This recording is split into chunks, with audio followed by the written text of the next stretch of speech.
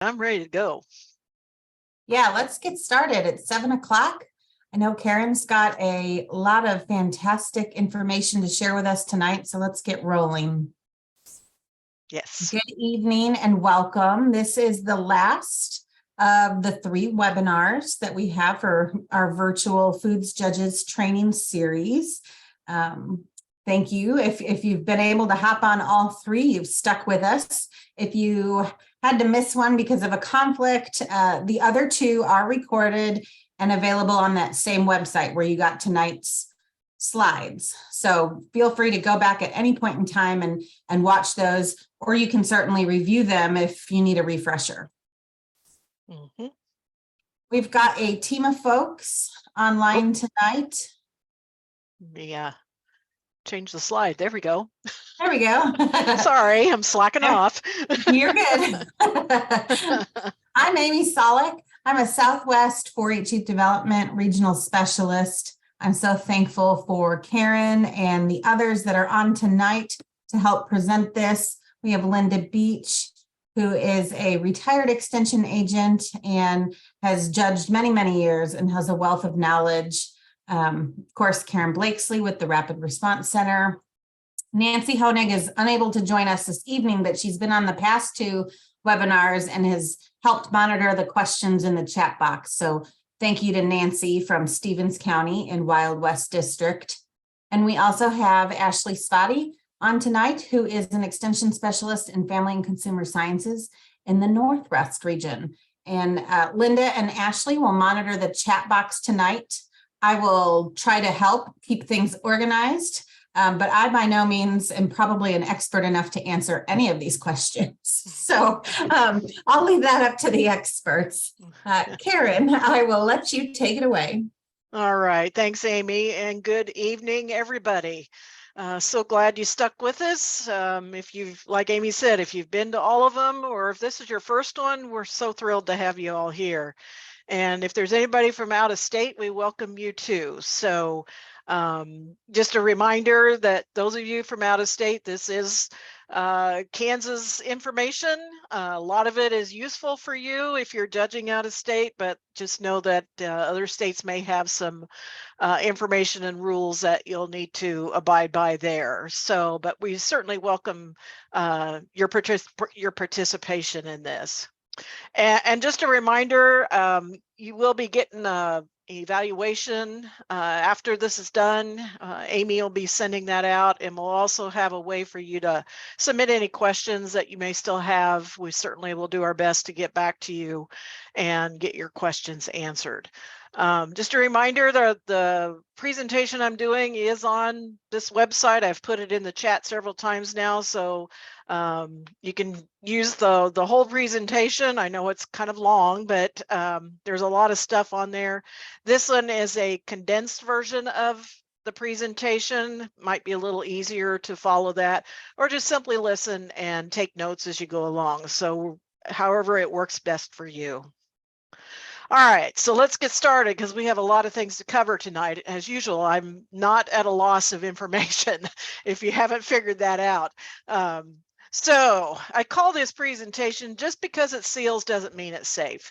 So those of us in extension, we get questions from the public, and they'll describe what the situation is on something that they preserved. And usually one of the main comments they'll make is, well, it's sealed, isn't it safe?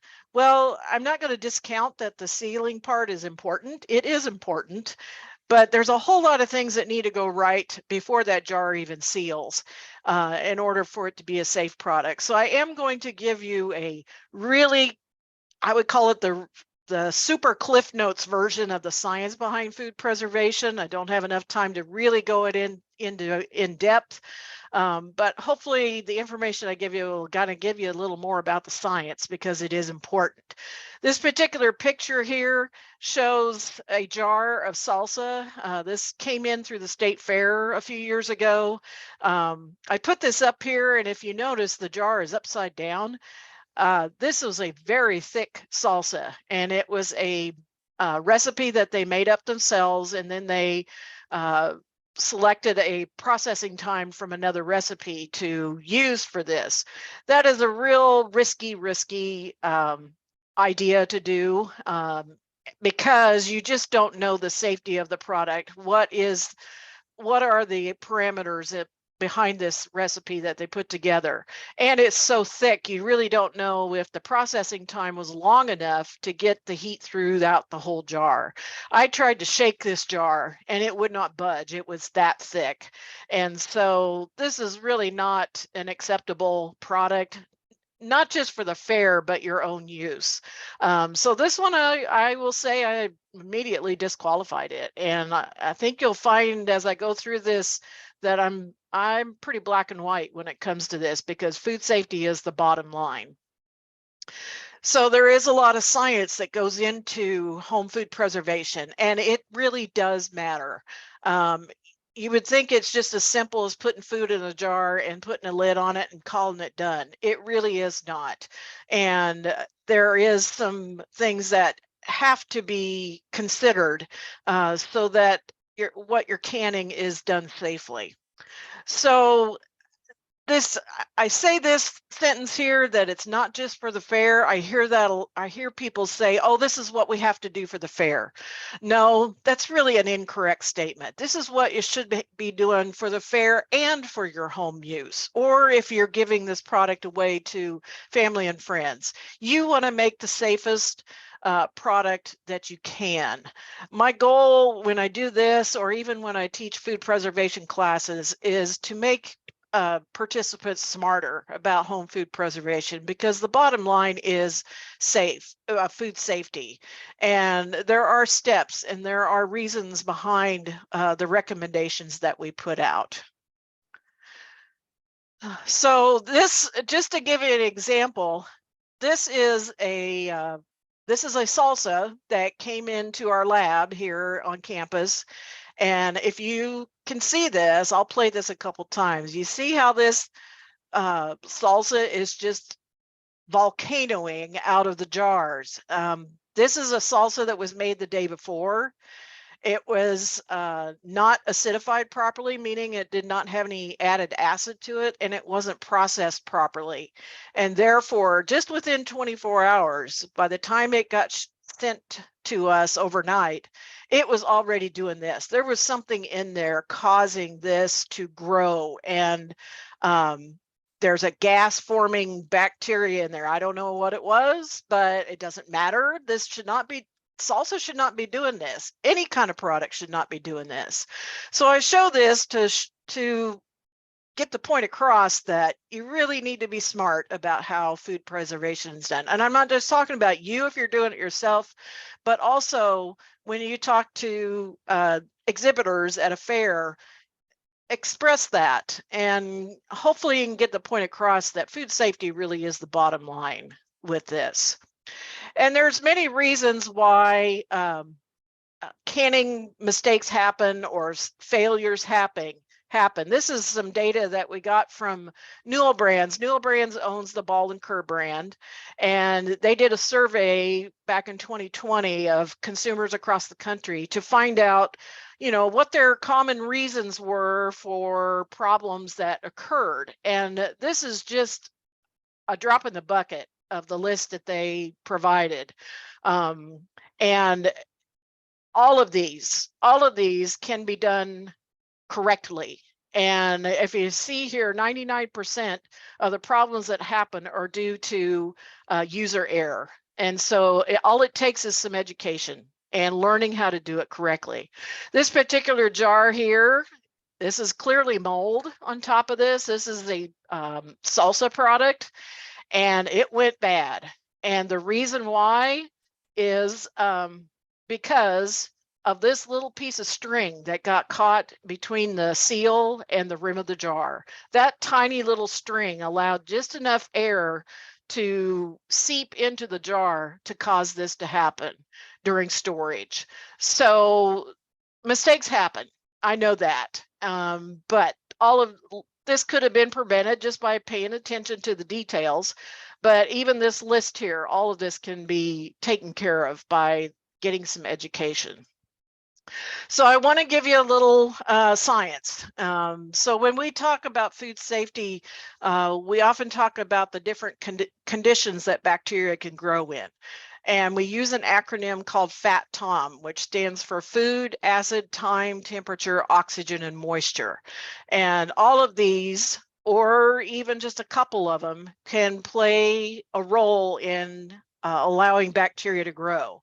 When it comes to food preservation, the acidity of the food, whether oxygen is present or not, and the moisture, that these three play a huge role in the safety of preserved foods. So let me get into these a little more in detail. So the acidity of foods, this is measured with a pH meter. And the scale that the pH meter reads on, it goes from 1 to 14, and 7 is neutral. 7, water has a neutral pH of 7, just to give you a point of reference. So all of these foods that we like to preserve land between a pH of about 2 to around 7. And even these are all even divided further into two groups at the pH of 4.6. This is the dividing line between a food that is high acid food and a food that is a low acid food. So high acid foods are anything that is naturally acidic, like a lot of fruits, or a vegetable like cucumbers that you pickle by adding vinegar to it. That makes it an acidified food. So fruits, pickles, fermented products like sauerkraut, jams and jellies, those are fruit products. All of those are what we call high acid foods. Therefore, they only need to be processed in a boiling water canner, because at that temperature, that's going to take care of the spoilage type bacteria like yeast and mold. Yes, the Clostridium botulinum, which can cause botulism, that is a big concern in home canned foods, but botulism doesn't like a high acid environment. So therefore, the boiling water canner method is appropriate for these kinds of foods. Now, anything that's considered a low acid food, these are all of your plain vegetables and your meats, poultry, any kind of meat product.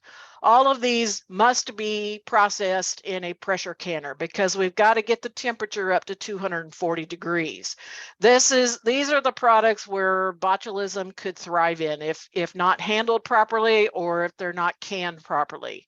So this is really important. There is no option for any of these foods. Now, tomatoes are right on the bubble of 4.6, and I'll get into the tomatoes here a little bit further here in a bit. So keep this in mind. High acid foods can be done in a water bath canner, and lower acid foods need to be done at a pressure canner.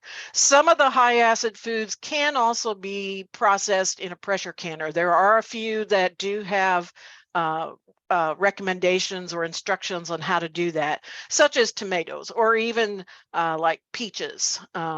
I know that there is an option to do that. All right, let's move on here. So water activity. This is a measure of the amount of water available inside the food. It's naturally in there, and it's the amount of water that's available for bacteria to use and grow. So we use what's called a water activity meter to measure this, and it's on a scale of 0 to 1.0. And 0.85 is the dividing line as to whether a food has a high water activity or low water activity. So a lot of these foods are naturally have a high water activity with it already in the food itself. But there are ways to control this or reduce the water activity. For example, like jams and jellies, you see here is below 0.85, and that's because sugar is in it. And sugar helps bind up moisture and makes it unavailable for bacteria to use.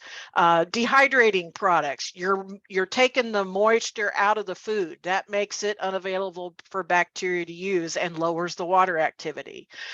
Even salt can reduce water activity. So there are ways to control this, but it is an important measure when we look at how food is safely preserved.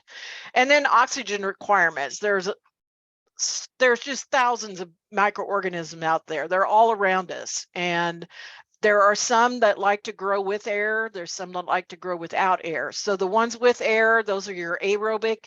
The ones without air, that's anaerobic. And then there are some that go either way.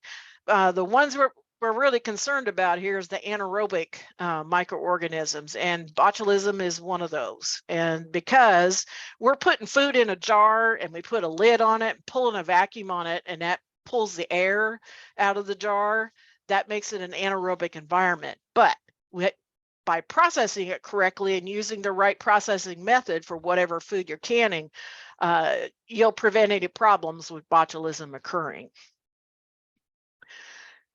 I also want to talk about the importance of heat penetration. So I showed that really thick jar of salsa at the beginning. So this is some examples, a couple examples of how temperature is measured inside these jars. This is the step that's used to help determine the processing time on recipes. So a canning jar is filled with whatever food they're going to test. They put the lid and the ring on it, and a temperature probe is inserted and affixed to the lid itself, and it goes right down the middle of the jar. This is called the cold spot of the jar. And so the jars are put in the canners, whichever one, whether it's a high acid food or a low acid food, so whichever canner needs to be used. And then they'll measure how long it takes for the temperature to get up to the right temperature during that to find out the processing time for that. And so this is an example of one here. This is connected with cords to a computer. It can also be done with a cordless version. This is an example here where this little silver disc here is the temperature measurement, and then it's electronically transferred to a computer to gather the data. They also put another disc down at the bottom of the jar to make sure they're reading the whole part of the jar, the center part of it, to really get the temperature measurements appropriate. So I just wanted to show that to prove that, you know, this is a critical measurement when new recipes are developed, to make sure that the temperature reaches the right mark in these studies. And this heat penetration is affected by how the food heats, whether it's by convection or conduction. And this depends on how thin or thick the product is. So convection heating happens more in more liquidy type recipes. Conduction happens more in recipes that are denser and a lot thicker. And sometimes it's a combination of both. It just kind of depends. So, this also affects how the cold spot, how that temperature reads in that cold spot of the jar. So because of all this, you know, this is why using good tested recipes, and I'll talk more about that here in a second, is really important. And following these recipes and the recommendations as far as how the product's supposed to be processed. Not adding any other kinds of ingredients that are not listed in a recipe, such as adding maybe extra sugar or too much extra fat, or the food pieces are too big and they're not small enough, or adding extra thickeners like cornstarch or flour or something like that, or even adding like pasta or rice to like a soup mix. There are no recommendations to do that. So if you just think, oh, I'm going to make up my own recipe and add those kinds of things, then you're changing things and you're making up your own recipe, and that could be very risky.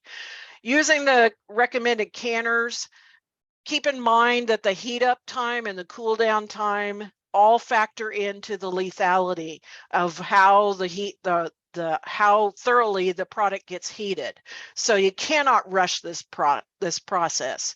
The Newell Brands folks have this video out that you can watch that talks more about this. So it's on their YouTube channel that you can go take a look at that. And they talk about the science of canning and how recipes are developed. All right. The other thing to keep in mind It's recommended now, and you'll see it more in today's recipes, of waiting 5 minutes after processing is done. So in water bath canning, after the processing time is done, you take the canner lid off, let the jars sit there and turn the burner off, and then let the jars sit in the water for an extra 5 minutes. That helps get the heat out of get the steam out of the way, helps the water to calm down. But more importantly, it affects the heating, because if you look at this graph here, these are 4 jars of a roasted red pepper spread. I know it's kind of small, but these 4 lines here, after the processing is done, which is this kind of turquoise line, you can see that the temperature drops really quickly because the burner's turned off. But the products in the jars will continue to heat up for another 5 minutes. And that's part of the cool down time, but it's still rising. So it's important to not rush the jars and allow them to do their job. In pressure canning, you let the pressure drop on its own. Don't rush that. And then once the pressure is completely dropped, you take the weight off and then take the lid off. Again, wait another 5 minutes, and then you can take the jars out. So this step is written into the Ball Blue Book recipes now, even in So Easy to Preserve, which is from the University of Georgia. And even in our K-State recipes, we have that in our publications. So remember that, and that's an important step to wait. And the other thing is, it also helps get some extra insurance for the lids to seal. That's another important reason for this step. We do have a couple how-to guides on water bath canning, and this includes steam canning, which I'll talk about here in just a second, and then also another guide on pressure canning. So these are available, and they're also in Spanish. I just wanted to throw those out there. So Amy, are you ready with poll questions? Yes, I am. All right, let's launch number 1. Okay. Which of these products can be safely processed in a water bath canner?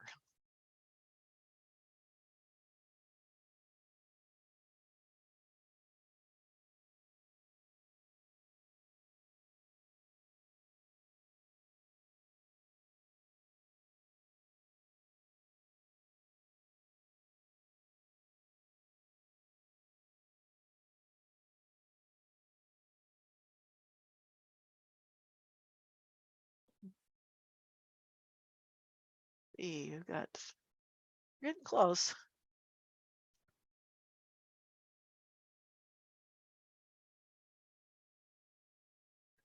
Still got a little time. Go ahead and submit your answers if you can. Depends on what kind of device you're on. That's probably makes a difference. Okay, I think we'll go ahead and end the poll. All right, and share the results on that. All right, if you answered A, B, and D, you are correct. Peaches, and I will qualify this by saying this is yellow peaches, not white peaches. White peaches are actually a low acid food, and they should not be canned. We don't have any instructions for canning white peaches, so I will say this is yellow peaches only. Corn relish typically has a vinegar in it, so that could be done. And barbecue sauce typically has vinegar or even some other kind of acid added to it. So those could be safely processed in a water bath canner. Vegetable soup mix, nope, that's got to be done in a pressure canner because of the meat that's probably in the broth and also the vegetables. All right, very good, very good. Okay, let's move on here. All right, so let's get into judging here. What makes you a good food preservation judge? You love to educate, you know some basic food science, and you understand the importance of preserving food safely, and you also, hopefully you can show them that you enjoy this project also. If you've done it and you can share your enthusiasm for doing this project, you're way ahead of the game. So hopefully you yourself can provide some good information for everybody. Some tools to take along, some things that I would suggest. Towels and washcloths so you can keep your hands clean. You never know what sticky jars, especially jam and jelly jars, when you take the rings off and you start feeling the jars, if they're sticky and everything, then you need something to wash your hands off. I highly recommend taking a flashlight and a ruler. And you're probably saying, what? Why would I do that? Well, if you've done any judging before, some of these locations are not very well lit, and it's really hard to see what's inside these jars. So a flashlight can be your friend. You might want to take an extra set of batteries just in case. Depends on how many you're going to be judging. And then the ruler is for measuring the headspace so that you can take a quick glance at what the headspace measurement is. And then, of course, a water bottle, maybe some disinfectant wipes, resources. I will tell you, when I go to the state fair, and Linda Beach does this too, we bring along our books. And we will look up just about every recipe that is submitted just to make sure that it's a legit recipe. And so, yeah, it adds a little time to it, but we're going to do our due diligence to make sure that things are being done right. And then the scorecards. We've got separate scorecards for different groups of products. So like we have fruits, and we have tomato products, we have meat products, vegetables, and so on, even dried foods. So we have scorecards, and I tried to make these useful, especially for those of you that may be a foods judge and you're asked to judge the 3 or 4 jars of food preservation that have come into the fair. These can really help guide you to judging those products. So please make use of them. Yes, we use them at the state fair, but I strongly encourage you to use them at the county fair too, because they can really help you in looking at the different points that you need to look at for those particular products. And also, just like on the Foods Project, read the rules. Make sure you've read through the county's fair book that where you're going to be judging, so that you know what to expect and what kind of classes they're going to be having. Again, all of this stuff is on my website. This is under session 3 under the food preservation. We'll load up the recording of this when it's done. And then all of this information here, like my 10 tips to safe home canned foods, I'll tell you that directly came out of judging at the state fair. There were so many things, so many common things, mistakes that were happening. And so I put it all in a publication. Why not, right? So salsa is another big one. Talking about your elevation, I'll talk about that here in a little bit. Making beef jerky, that's one that's pretty common. And then some other information like problems and solutions for general foods. And then I have some separate ones for canning meat. You might see some canned meat products. Labels, I'll talk about these a little bit more here in a bit, but there's 2 sizes of those for different sizes of jars. And then these are all the scorecards here. So print a copy of those off so that you have them with you. They should tell you beforehand, unless it's a last minute change once you get to the fair. Every now and then that happens, but they should ask you beforehand if you are willing to judge food preservation. So again, I put this in my notebook, and I put all this stuff in there because I take it with me also. I even have our publications in there just to have those for reference. And the Judge's Guide for Food and Nutrition exhibits, this does not have food preservation in it. That's just for the baked goods only. But again, put together your own little booklet. I encourage you to do that. That way you've got information just in case you get stuck.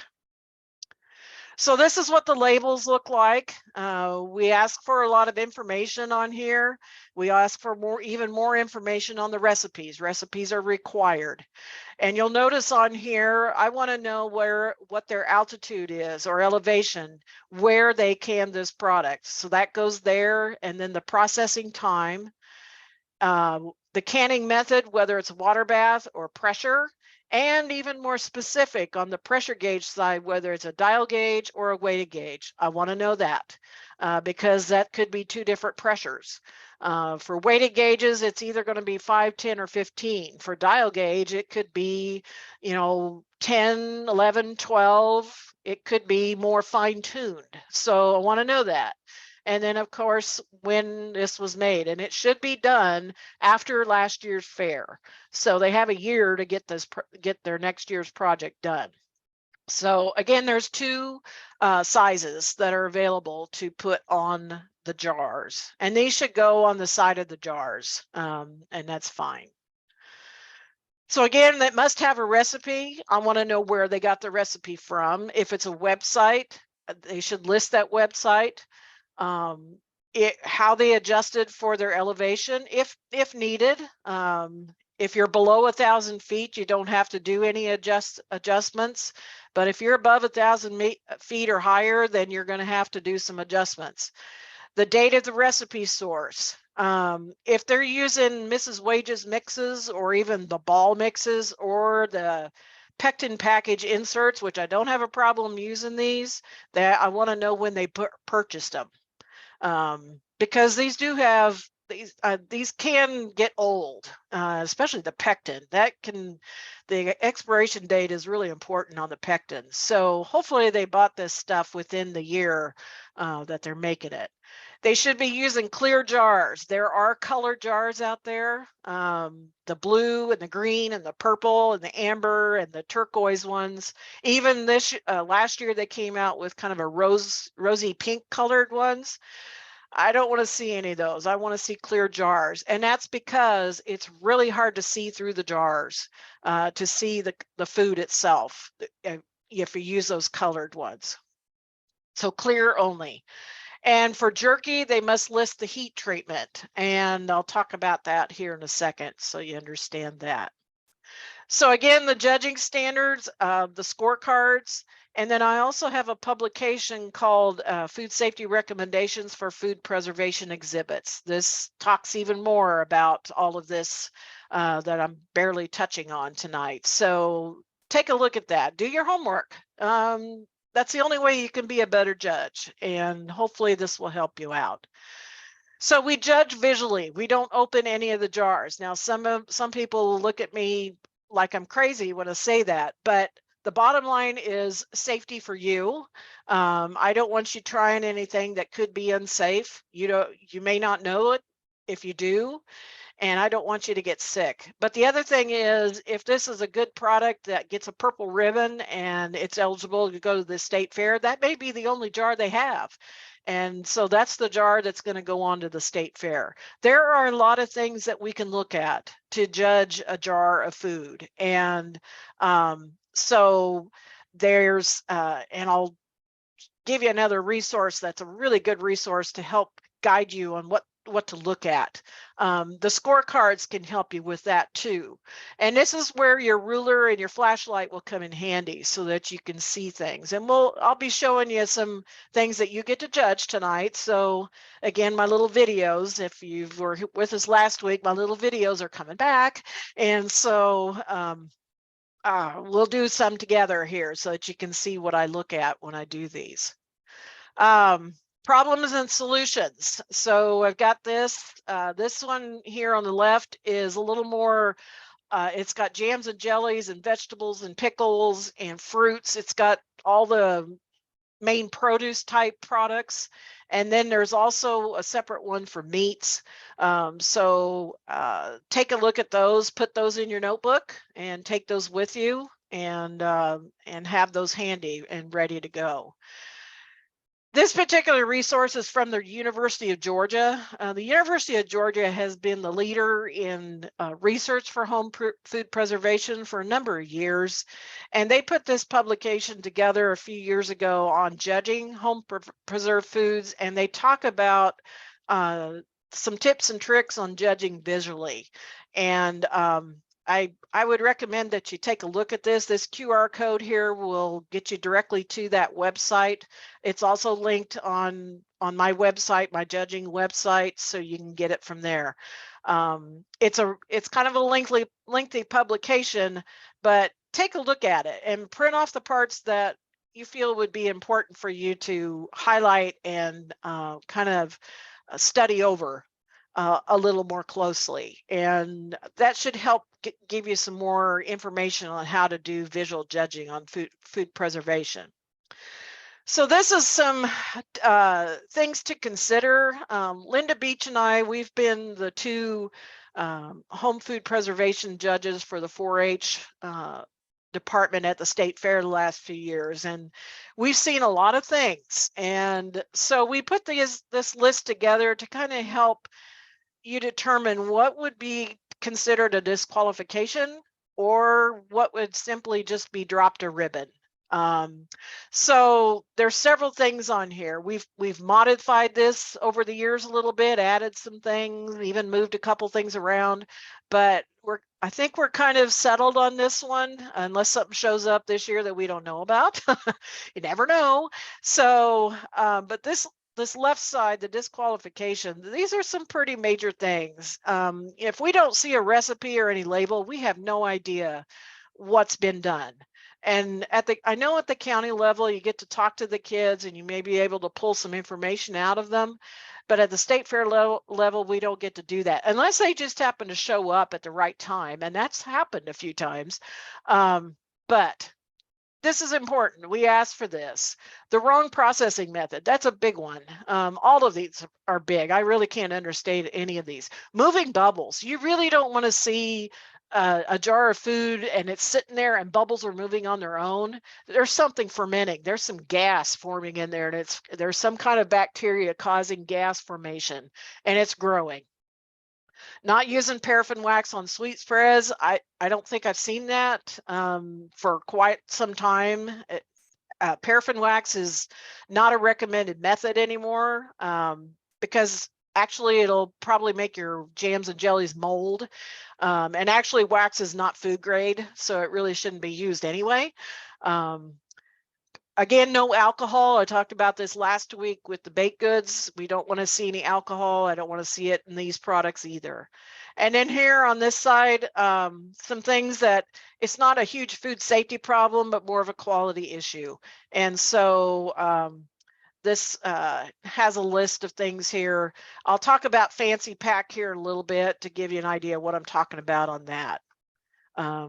So that can also be printed off of my website. I've got that's on a PDF document that you can print off. Now, showmanship tips.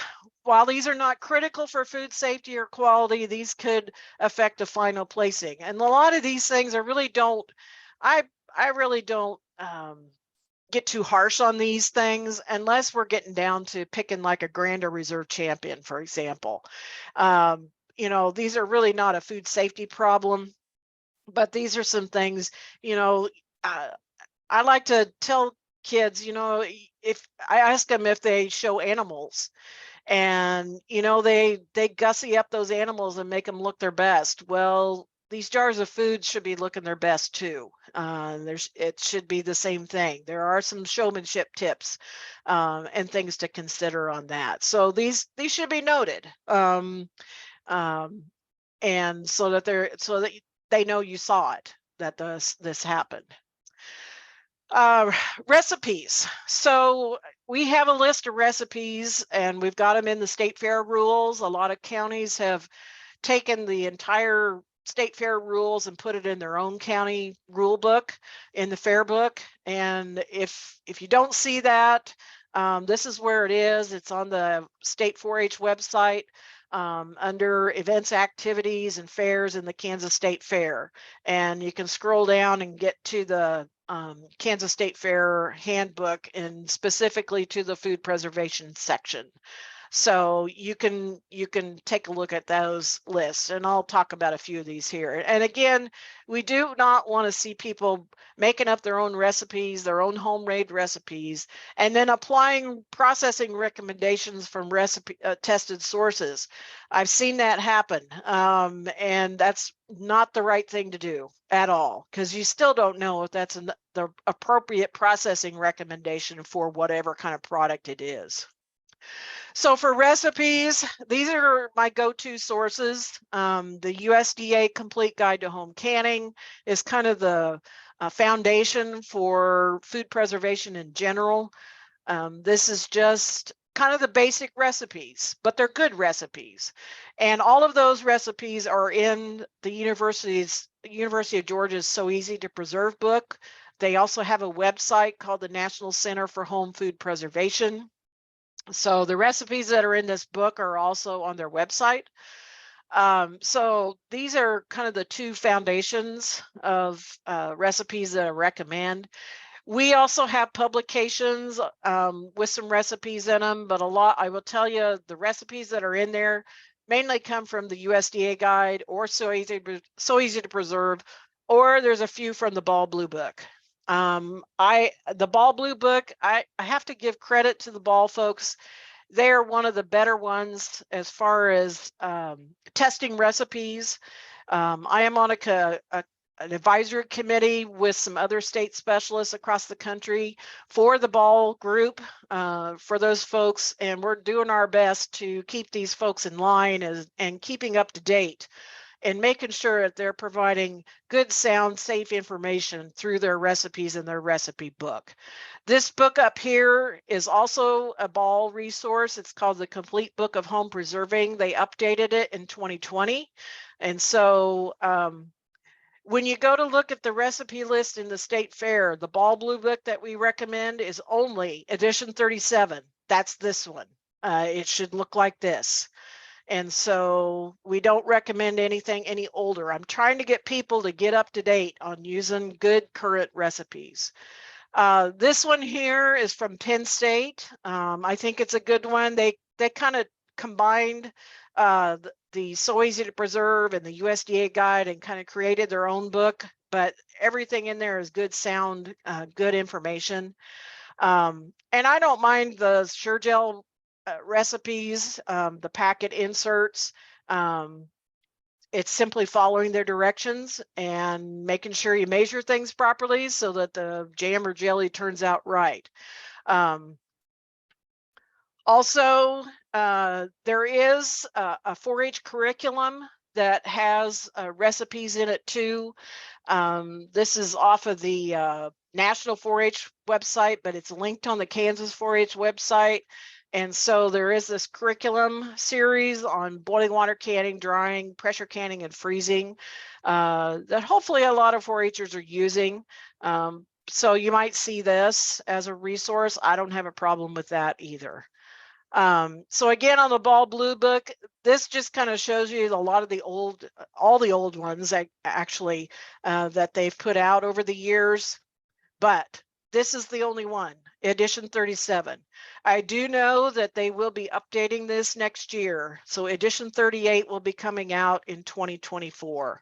They are adding some recipes and correcting some things and trying to make the text and the information in this book a little more concise and easier for people to understand. So just know that will be changing next year.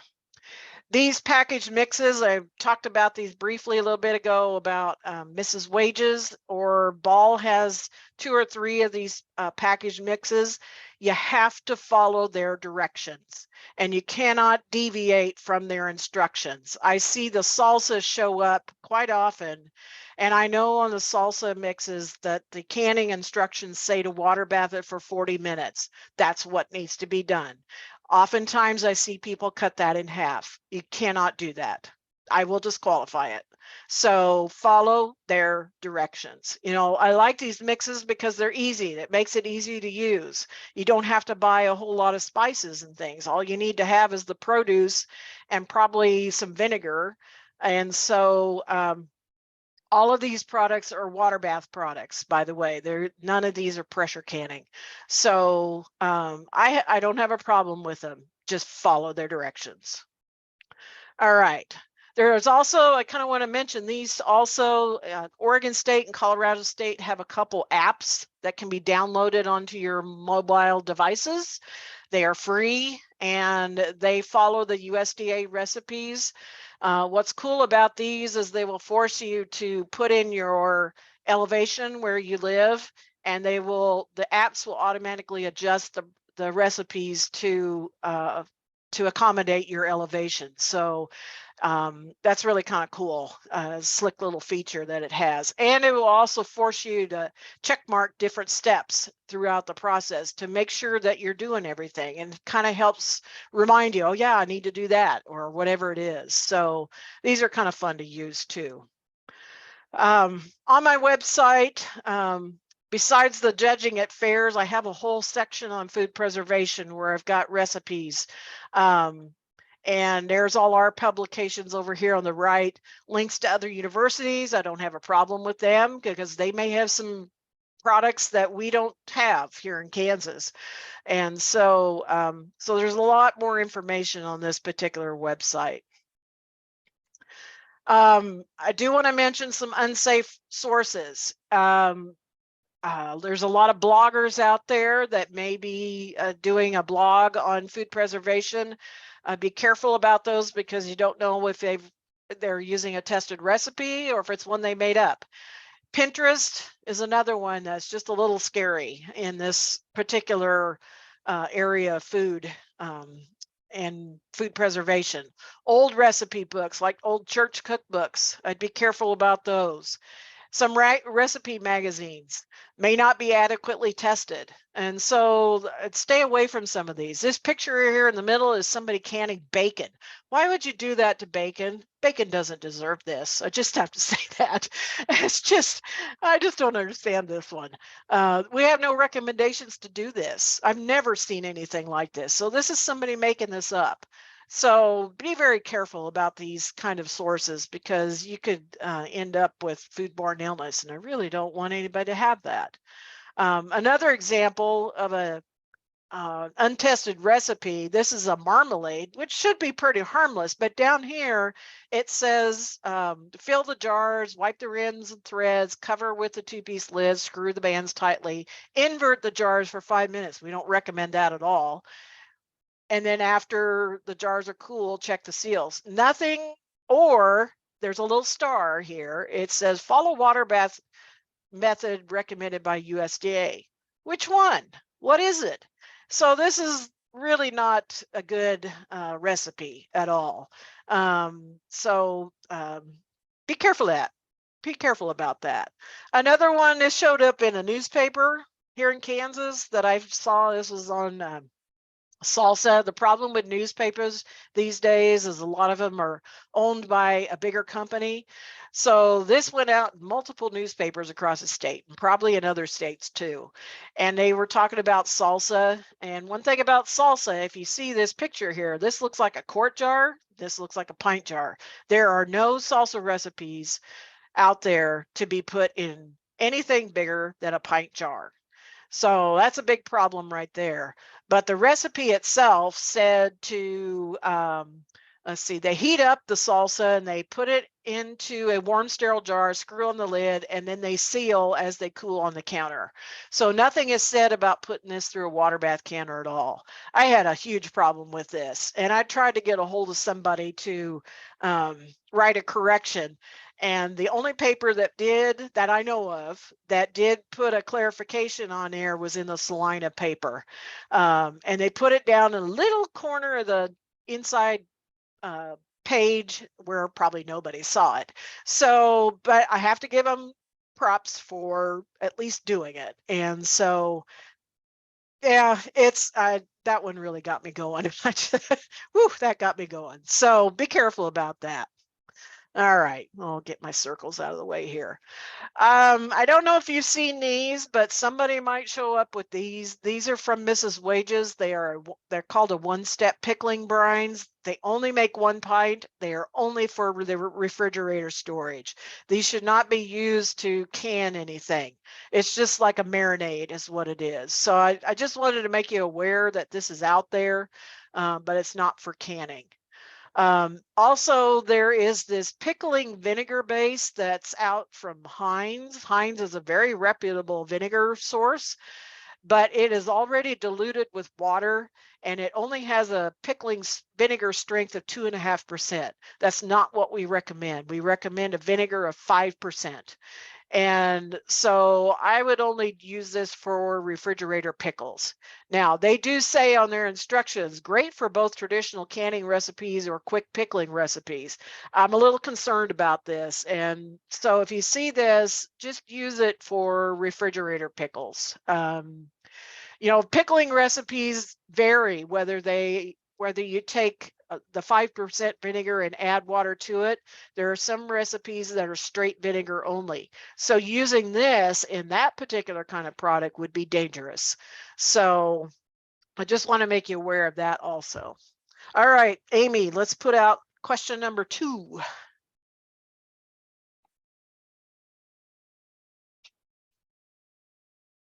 All right, so which of these recipes is not from a reliable source?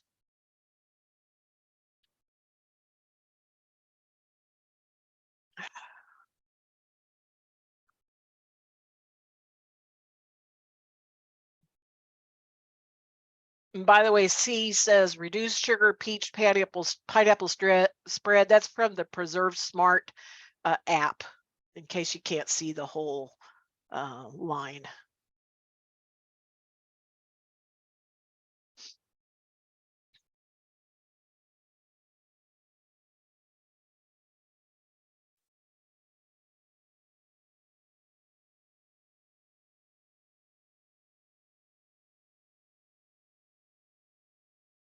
All right, that looks good. All right, pumpkin butter wins, and good job. Yeah, we don't have any safe instructions for doing pumpkin butter. Pumpkin butter is a really thick product, and so there just isn't any tested recipes. They haven't.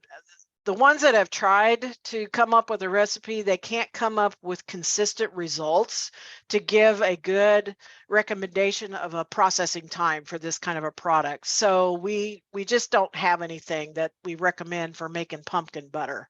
I know they're out there, but it's not something we recommend. Okay.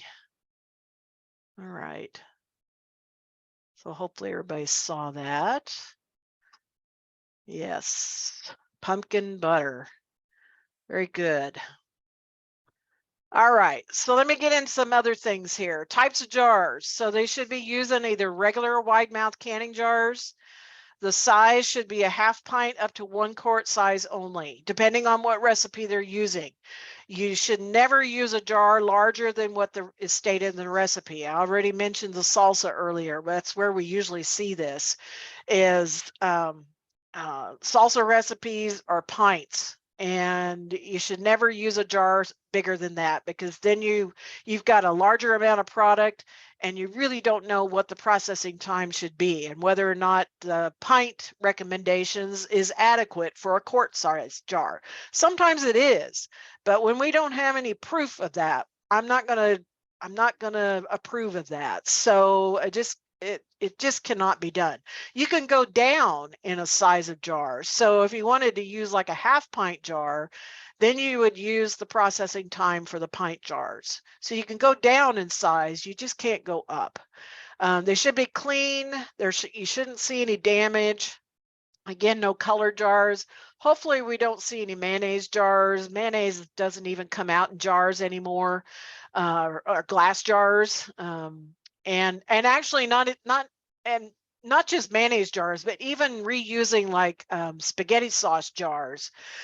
We shouldn't be reusing those also, even though they might say Mason on them or Atlas on them. That's just for advertising. That doesn't mean that it's an actual Mason or Atlas type jar. Really, the only ones we should be seeing is either Ball, Kerr, or Golden Harvest. Golden Harvest is also a product from the Ball and Kerr company. So, and then again, none of these colored ones. Types of lids, they should be these two-piece lids, the lid, or some people call them a flat, and then the metal ring. Should always have a new lid. They should only be used once, and they do not need preheating. This is new within the last probably 6-7 years or so. They changed the compound, the sealing compound, so it does not require the lids to be heated in hot or boiling water. If you do that, you'll probably cause the lid to seal to fail, and they won't seal right. So the other thing is, and I'll give you a little more information on that here in a second. The other thing is how to screw on the band. It really is fingertip tight. I tell people to screw it down until it stops, and then another little snug turn. That's all you need to do. If you do it too much, you probably cause the lids to buckle, because the air is trying to force itself out of the jars, and it's going to figure out a way to get out of there, and it'll cause it to buckle and probably dent it and cause this wrinkle, and then it may not seal right. So that's the thing about the lids. And so the information on the lids, the Ball folks just came out with this information to those of us on the advisor group, and they did testing on the lids, whether or not the heating them up is a worthwhile step or not anymore. So they did the regular mouth, the wide mouth, they did pressure canning and water bath canning, and followed all the steps. They measured the internal vacuum pressure of the jars to see if they're holding the seal properly. But they found that of the preheated lids, the regular mouth ones, 30% of the pressure can ones buckled, and 17% of them, of the wide mouth lids, buckled. And they found no definitive advantage of preheating the lids at all. The main thing is to wash them. Just wash them before you use them. That way they're nice and clean. So if you hear of people doing that, they don't need to be doing that anymore. Not with today's lids. All right. Type of pack, hot pack and raw pack. Everything is hot packed. Some foods have the option of doing raw pack. So this, it should mention that in the recipe. They should state that. And so the raw pack is where the food is prepped, it's put in the jar, and then the hot liquid is added. The food should be packed in there pretty tightly, because what can happen after processing is the food shrinks and then it'll start to float, and you've got wasted space. So overall, the hot pack method is really the best way to do it. And there's only certain foods where the raw pack is an option. So just keep that in mind. And sometimes there's different processing times between the two types of pack. Many of them are the same, but there are a few foods that do have different times. The amount of headspace, this is where you get your ruler out and measure the headspace, and that's the space between the top of the food or the liquid and then the top of the lid. So measure it the best you can. You take the ring off and then measure the space so you can see it. And then you can also see how clean that area is. You can look inside the ring and make sure it's not rusty, because that can affect how well the lid is screwed on easily or not when it comes off, or if it's stuck on there, that can be a problem. So the headspace varies by the food, and in the scorecards I've listed what the headspace is supposed to be for that group of foods. So for example, for all your jelly type products, it's a 1/4 inch. So that's jams, jellies, butters, preserves, those kinds of things. All your fruits like peaches, for example, your tomato products, your pickled type products, those are a 1/2 inch. And most of your low acid foods are at least 1 inch. There might be a couple that are 1 1/4. And I'll also say that the Pie filling is 1 inch. So that's kind of an exception out of the fruit category here. But those things are in the scorecards so you don't have to remember all that. That's why I did that. All right, adjusting for elevation. This is important. And again, on their label, they should list what their elevation is and then how they adjusted based on that. For water bath canning, they need to increase the time appropriately. For pressure canning, they increase the pressure appropriately for whatever elevation they're at. And, you know, the increase in the pressure, that depends on which type of canner you're using, whether it's a dial gauge or a weighted gauge. So the reason for this is because as you go up in elevation, and Kansas is not flat, contrary to what a lot of people believe, that it really is flat. It's not. So as you go up in elevation, the boiling point of water goes down. So we have to accommodate for that. So that's why this is an important thing. If you don't adjust, you're under processing, and that could lead to spoiled food. So we don't want to have that problem. There's many ways to find out what your elevation is. I have an app on my phone. It's called Altimeter. And so wherever I go across the state to teach a class, I can find out what the elevation is for the exact location where I'm at. So that works pretty slick. All right.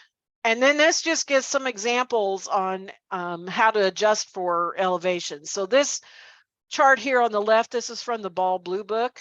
So this gives the amounts of time to increase for water bath canning, and then how to increase pressure based on the type of pressure canner that you're using, whether it's weighted or dial gauge.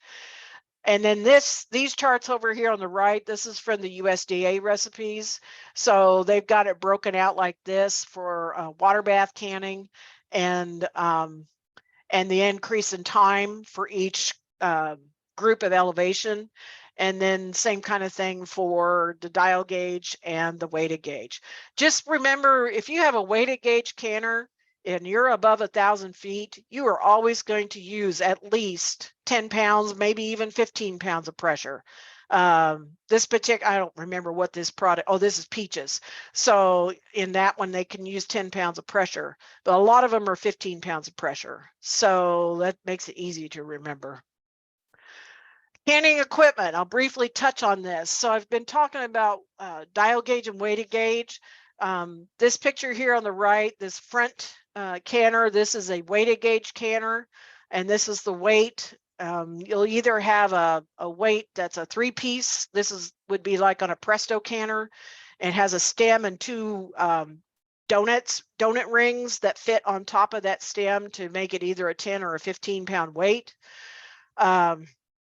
And then that is how you measure the weight, and it's got to do a gentle rock. If it's a Miro canner, it's going to spin and squirt out some steam. That's normal.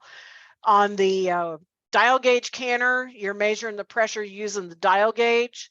And then this weight here on the side is usually a 1-piece weight that sits on the stem, and it just sits there. What you're measuring the weight, the pressure with is the dial gauge. If it does get up to 15 pounds, you will see this to start rocking a little bit, and that's another signal you know you're at 15 pounds of pressure. This particular weight here, you'll see that on like an All-American brand canner. It's a disc, and then it has 5, 10, and 15 on it. So if you need 15 pounds of pressure, that 15 is what sits on the stem. So just a few little things about that. And then a water bath canner is simply a big stock pot with a lid and a rack inside of it. All of these canners need some kind of a rack. You don't want the jars to sit directly on the bottom of the canners because they will likely crack. It's too much direct heat contact. And so in boiling water bath canners, you cover the jars with at least 1 to 2 inches of water. In pressure canning, you only use most canner guides will tell you 3 quarts of water, which is roughly about 3 inches. So that's all you need. You got to have that open space to get the pressure built up. All right, always read the manuals, always, and do practice runs. There are steam canners, and this is an example of a steam canner. This does not have any pressure in it. This is an alternative to doing water bath canning. The restriction on this is it's limited to recipes with a total processing time of 45 minutes.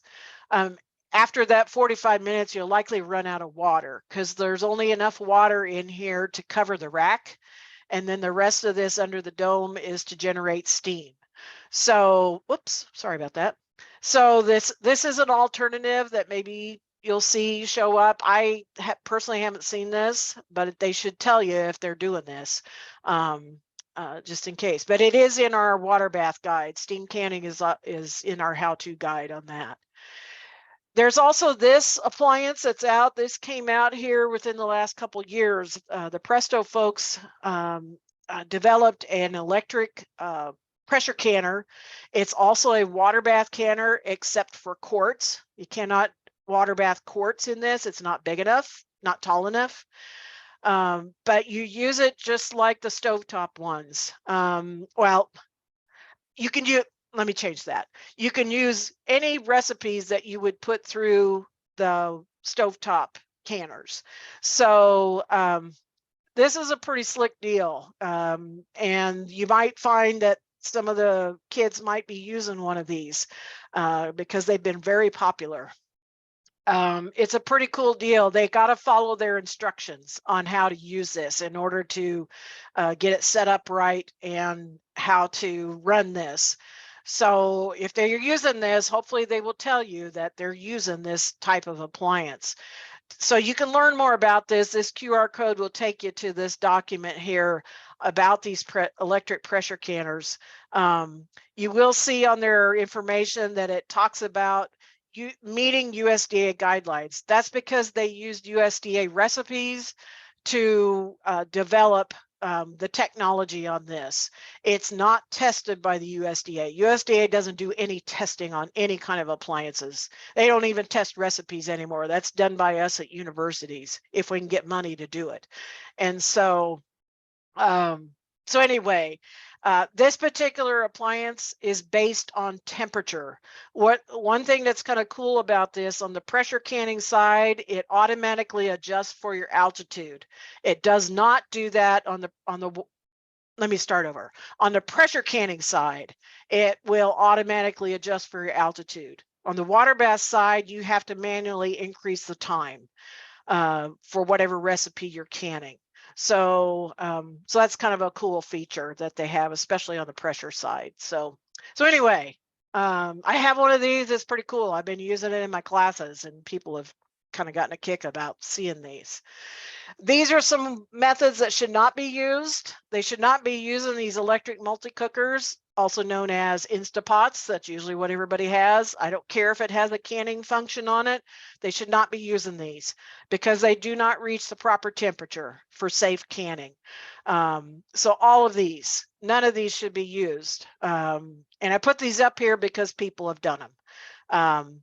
The open kettle and the sun canning is essentially filling up the jars, put the lid and ring on it, and you're done, except on the open kettle side, you're turning it upside down and then flipping it back up. Should not be done. Not for the home canning side. So dishwasher, you can wash your empty jars. Just don't put full jars of food through it. Doesn't get hot enough. And oven, using your oven, it's a dry heat. And it's slower and it takes longer for the heat to go through the jars. Plus, the jars are not tempered. The glass is not tempered for a dry heat and they will probably crack. So, many reasons why a lot of these things should not be done. All right, I mentioned fancy packs earlier.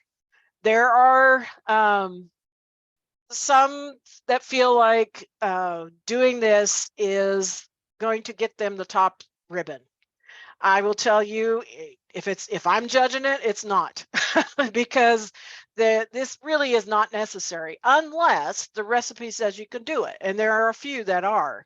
So fancy packs are just a decorative way of doing it. This picture here on the right is some pickled carrots that they carefully placed in there. It looks really cool. It looks like a basket weave in there, but they put two recipes together and they made up their own recipe with this. You just can't do that. This jar here in the middle, these are grapes, and they carefully layered these in here so that the bottom ends are all sticking out. That's all you see on the outside of the jar. You don't see anywhere the stem area is. This takes too long to do this, and it's really not an efficient way to fill a jar. And a lot of times, especially if it's a hot packed food, these foods will cool off too much, which could be a safety issue in the end. So this really should not be done. Now, the ones that can are these, and there are USDA recipes available for packing things this way, such as cucumber spears, asparagus spears, or either plain or pickled okra, whole green beans or pickled green beans, pickled baby carrots. These can be stood up on their ends. All of these are, standing up like little soldiers. So these are fine to do that. The recipes are developed to do this. So that's okay. All right, poll number 3, please.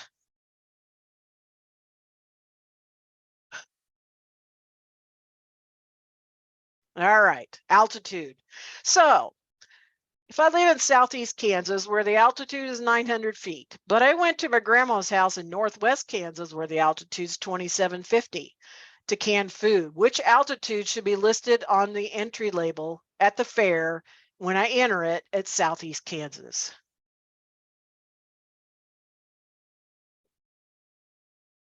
And this actually happened. I'm not making this one up.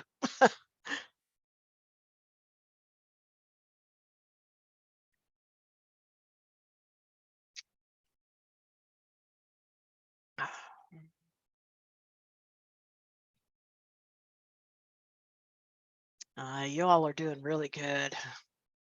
Really good. All right. If you answered B, you are correct. Yes, they must list that 2750 where they did this at grandma's house. So yeah, just because you live below 1,000 feet, that's not what we want to see. We want to see where you actually did the canning part. And there's a lot of kids that do this kind of thing. And absolutely, that's great. But make sure you follow the directions on what needs to be listed. I want to talk about tomatoes real quick. I mentioned earlier that they reside on that 4.6 pH line. Tomatoes borderline that, and actually there's a lot of varieties that are above 4.6 and actually low acid tomatoes. They might taste acidic, but they've got an acid content that is actually in the low acid category. So for any tomato, all colors, doesn't matter what variety it is, they must acidify the tomatoes. This is for tomato juice, whole tomatoes, crushed tomatoes, these kinds of products. You add for each pint either a tablespoon of bottled lemon juice. They could also use bottled lime juice if they so choose, or a 1/4 teaspoon of citric acid. It must be bottled. It cannot be fresh. Fresh lemon juice has an inconsistent acid content. And so bottled lemon juice must be used if that's what they choose. For quarts, you double those amounts. And they could use vinegar, but you also have to double the amounts that you for the lemon juice. So it'd be 4 tablespoons per quart or 2 tablespoons per pint. You will definitely taste the vinegar in this. So so this is a must. If you don't see this in the recipe, it needs to be disqualified. That's real simple. This jar of tomatoes here on the right, this was a jar of tomatoes that came into the state fair that did not have acid, and it was fermenting. You don't see that in here, but there were bubbles moving on their own. Trust me, I saw them because I took this picture. And when I took the ring off, there was liquid on the top of the lid. It should not be wet. And there was gas pushing liquid, even though the lid was still sealed at that point. The gas inside the jar was building up and pushing liquid out. And so, yeah, this was definitely a problem, and it got disqualified easily. So make sure you look for that on those recipes. And this is a chart. Hopefully you can see this. I found this from North Dakota State, and University of Illinois has also tested a lot of varieties, especially heirloom tomatoes, and they found the average pH was between 4.1 and 4.92. Here on this chart, this first row of numbers, these are the pH levels of these different varieties of tomatoes. They're all above 4.6. Many of them are in the 5 category. All of these are low acid tomatoes. So that's why that's important to do that. This was made into a salsa. This shows here on the right when the pH of the salsa without the lemon juice added.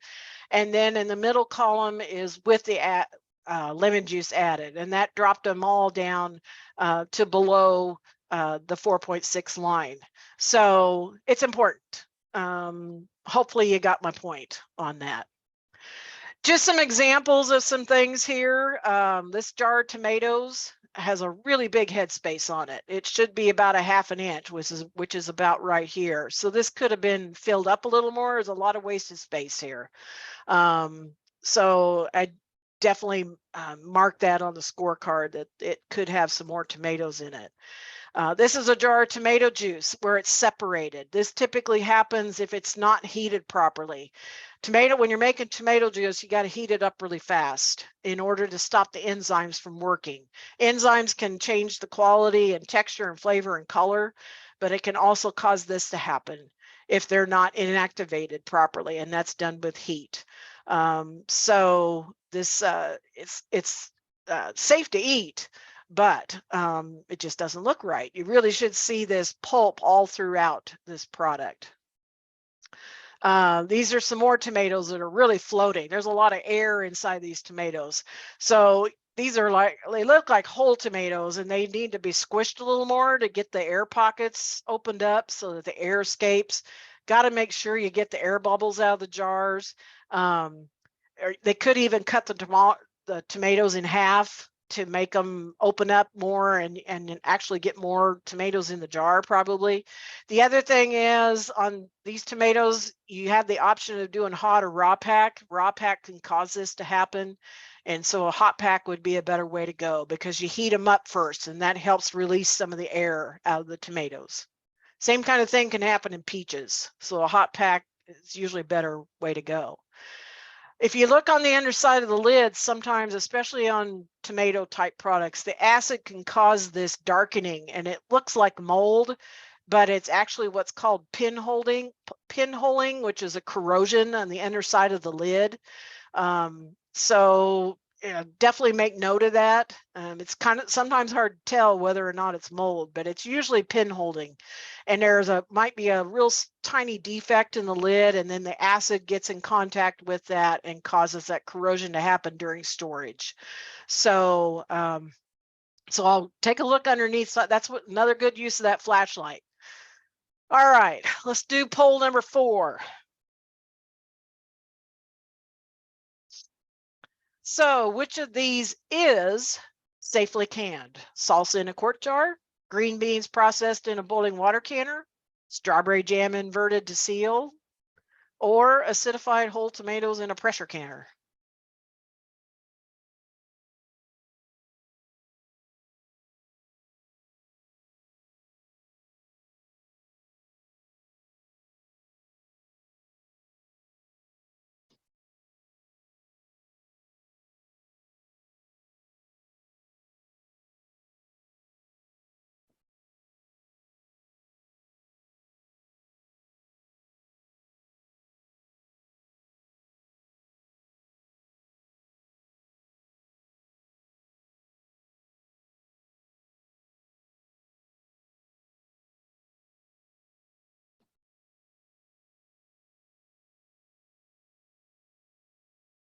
This is interesting. This is interesting. All right, let's go ahead and share that. All right, folks. If you answered D, you are correct. Acidified whole tomatoes in a pressure canner. Tomatoes can be done in either a water bath canner or a pressure canner. And even if you do them in a pressure canner, they still have to have added acid. Okay. You got to do it no matter which method you use, because the heat treatment is the same whether you're doing pressure canning, which is a higher temperature at a shorter amount of time, and in water bath canning, it's a lower temperature at a longer amount of time. It's still the same heat treatment. You still must add the acid. If you said green beans processed in a boiling water canner, that is not correct. We do not have any recommendations for that. If they were pickled green beans, yes, but I'm talking about plain green beans here. Those plain green beans must be pressure canned. And also salsa in a quart jar. We don't have any recommendations for that. So, so yes. Ooh, this was a good question. All right. Very good. All right. I'm going to take a quick break. It is 8:20. I'm going to make it shorter than 5 minutes. I'm going to come back in about 3 minutes. Okay. So let's come back at 8:23. Thanks, everybody. Gives me a chance to drink a little water.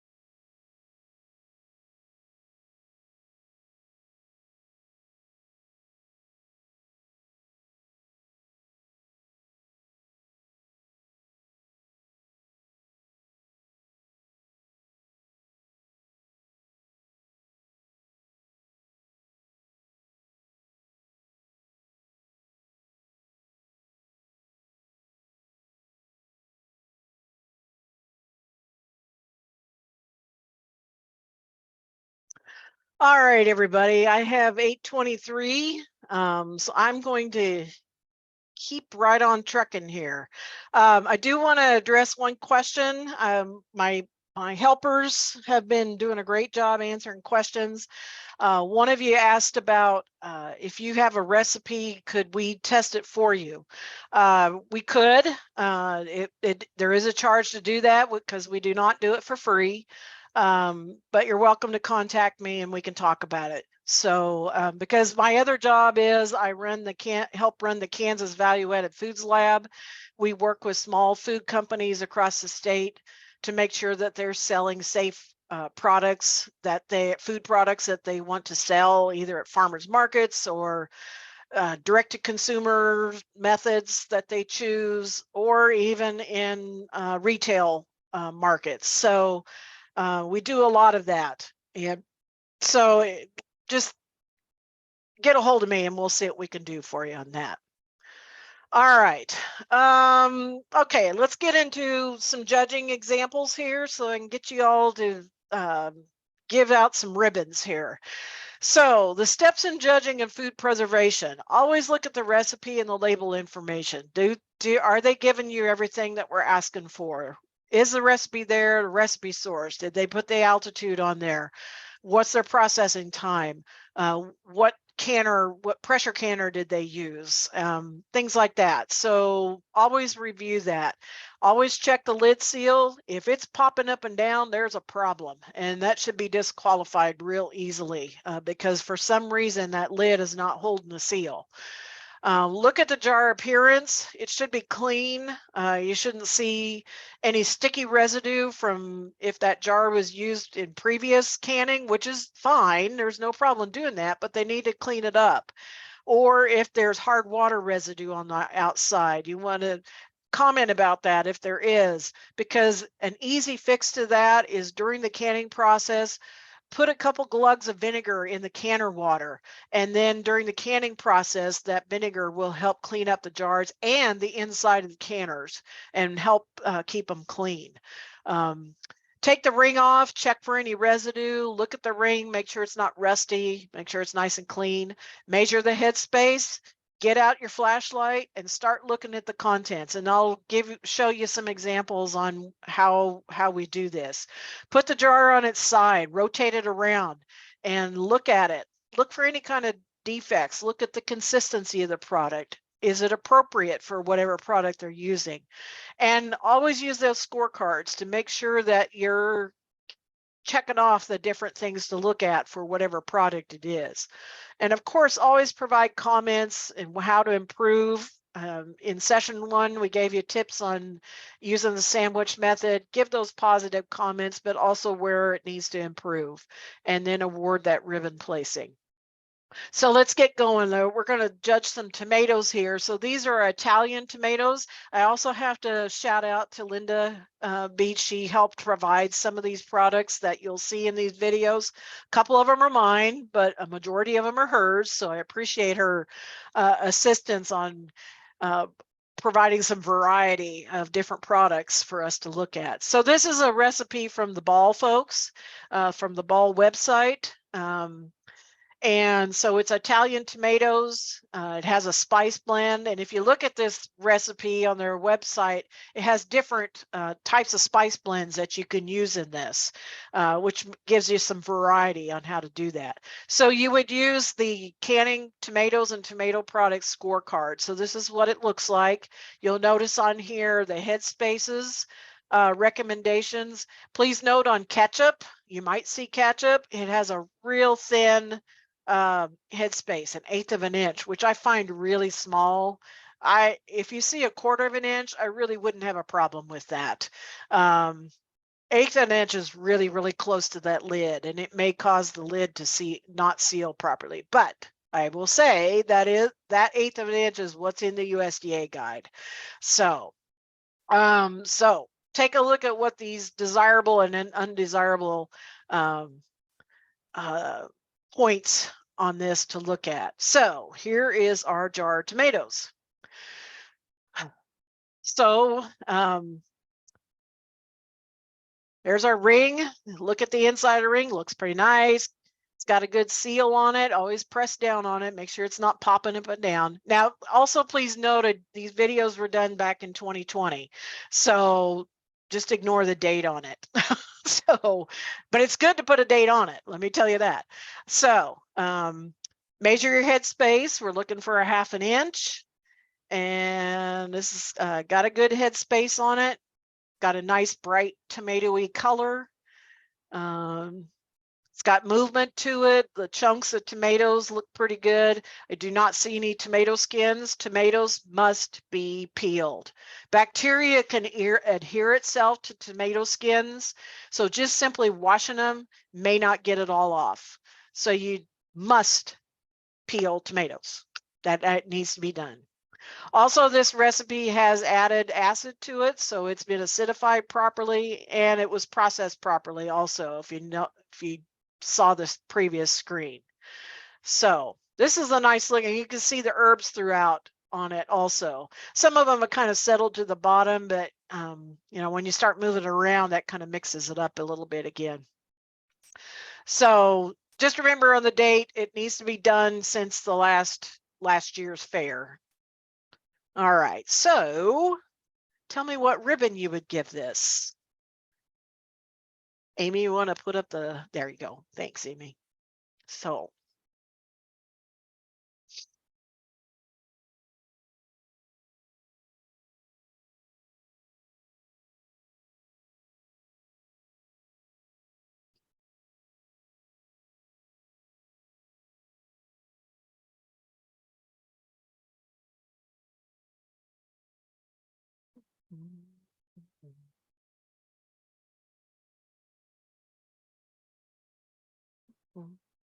okay, I think that's pretty good.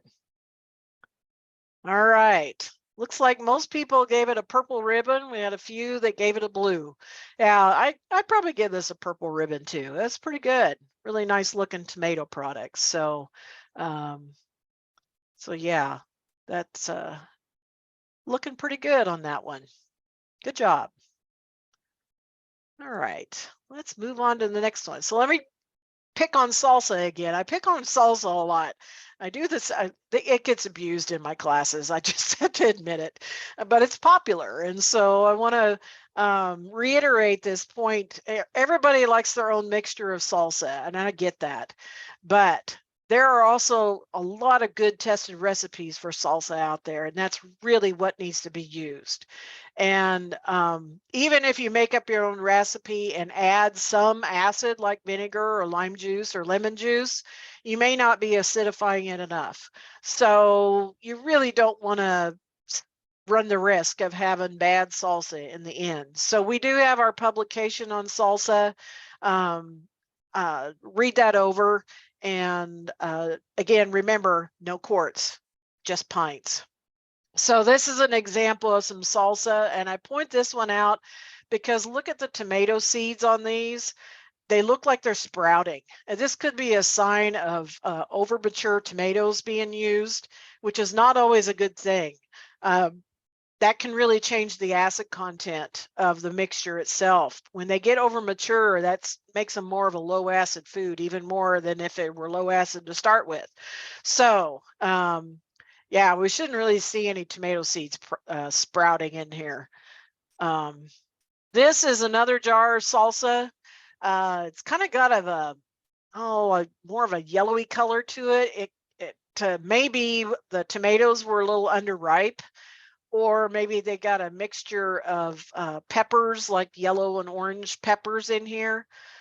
But the other thing is, if you have seen these jars before, these are the 1.5 pint jars or 24-ounce jars, which are bigger than a pint, and that should not be used. So this off color could also be a sign of spoilage on this also. So again, pints. I think you get my point. So let's judge some salsa. So this is a salsa made with Mrs. Wage's mix. So it's just tomatoes and vinegar and the salsa mix. And then it's processed at 40 minutes, adjusted 5 minutes for their altitude. And so again, you would use the tomatoes scorecard for this. So let's take a look at this. Again, you know, start at the top and then go down, look at your ring, check your seal. So far, so good on this one.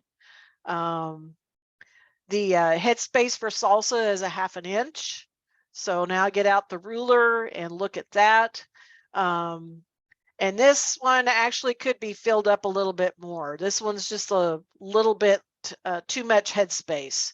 So there's also, I don't know if you can see it, but in here, there's some bubbles that are showing up on here. Even filling salsa, it's a good, you want to make sure that you use your bubble freer and get the excess bubbles out so that you don't have any excess air in there.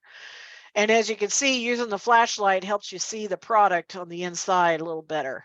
The tomatoes, they're chopped up nicely. I will say something on salsa as far as how you chop these up. The best way to do it is to manually chop them up, or use, I call it a clamshell chopper, where it's got a grid, a chopping grid on it, and you place the product on there and then close the lid and it chops it. If you're using a blender or a food processor, that really whips in a lot of extra air and it makes it extra foamy, and it's really hard to get all of that air out. So it's really, I know it's fast, I know it makes it easy, but you could be adding way too much air inside these jars and then you're not going to get it all out, and that could end up being a problem. So I know it takes a little bit more time to do it either by hand or using a chopper like I talked about, but really you don't want to run the risk of having any problems by adding extra air to the product. So let's see what ribbon you would give this salsa. Amy? Yep, it's giving me, hold on, it's asking me to like reset it. Okay. Just making sure you're still there. Hi, there we go. There's my relaunch option. There we go. All right. Choose away.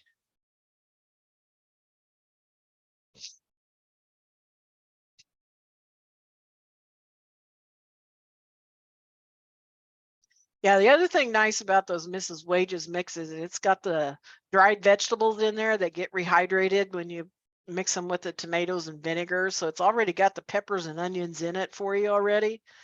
That just makes it so easy. It's actually my favorite way to make salsa. I like their mixes. I think they're pretty tasty. So, all right. So, most of you picked a blue, some of you picked a red. I could go either way, but I'd probably lean towards the blue, mainly because of that headspace. So that's the main issue on there. So good, very good. All right, let's keep trucking along here. So let's talk about pie filling. So pie filling is a really easy, it's a nice way to have pie filling ready to go when you want to make a pie really quick. You don't want to use regular cornstarch like Argo cornstarch. What pie filling recipes recommend using is what's called clear gel. Specifically the cook type clear gel, not instant. There are two different types. You do not want to use the instant type because it absorbs the liquid too quickly. And so the cook type allows you to go through the cooking steps and the water bath processing steps in order for it to gel up properly. So make sure when you buy this that it says that. You can't find this in regular grocery stores. You got to find it in either online or in specialty stores. For example, I bought this. There's a little store east of here in St. Mary's called Sugar Creek General Store, and they sell it there. I know that Glenn's Bulk Foods down in South Hutchinson out on Highway 50, they will mail it to you. A lot of these places will, so, or find it on the internet. But that's what needs to be used. This jar here in the middle, this is made with regular cornstarch. You can see the really cloudy, clumpy look and separation that happens over storage time. This is not a very good quality product. And it really shrunk a lot too. This is really an ugly looking pie filling. This jar on the right is made using clear gel. It's got that brownish color because of the spices. Usually add like nutmeg and cinnamon to this, but it is a nice clear gel and it works really well. So that's what recipes say to use. So this one you judge using the canned fruit scorecard, and it will tell you here the pie filling has to be a 1-inch headspace. The pie filling recipes, this came out of our Preserving Cherries publication. And so it gives recipes for a 1-quart jar or 7-quart jars. So this is processed 30 plus 5 minutes to adjust for altitude. And so let's look at this cherry pie filling recipe jar of pie filling. There we go. And so this was put in it. So as I mentioned earlier in that recipe, it said quart jars. This jar is actually that pint and a half, or that 24-ounce jar. So you would use this just like a quart jar. So the processing time would be the same as if it was a quart jar. So again, you want 1 inch of head space. So you get your ruler out and measure that, and that looks like it's spot on, which is really hard to do. I will tell you that with pie filling, it's really hard to do. It's got a really nice color. Now, usually this might have some food coloring added to it. It's optional. So you need to look at the gel on this. This one looks like it's starting to separate a little bit. You can see some of the liquid separating from the gel, and you've got that solid portion in the middle. So it looks like one big lump in the middle. It really should be a gel throughout. But the fruit is distributed pretty evenly. It's not sinking to the bottom.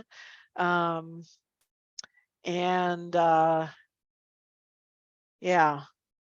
So this uses tart cherries. That's your typical pie type cherry. Hopefully you don't see any pits in there. So nice looking, pretty color on that. All right. So let's pick, what ribbon would you pick for this?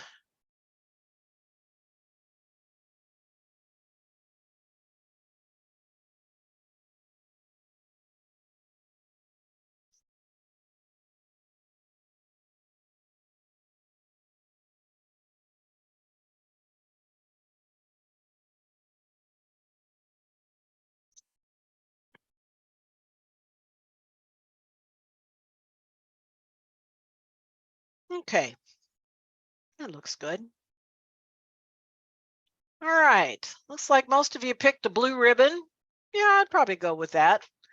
Really the biggest problem was the separation on there, and the liquid kind of pulling away from the gel itself. So I would agree with that.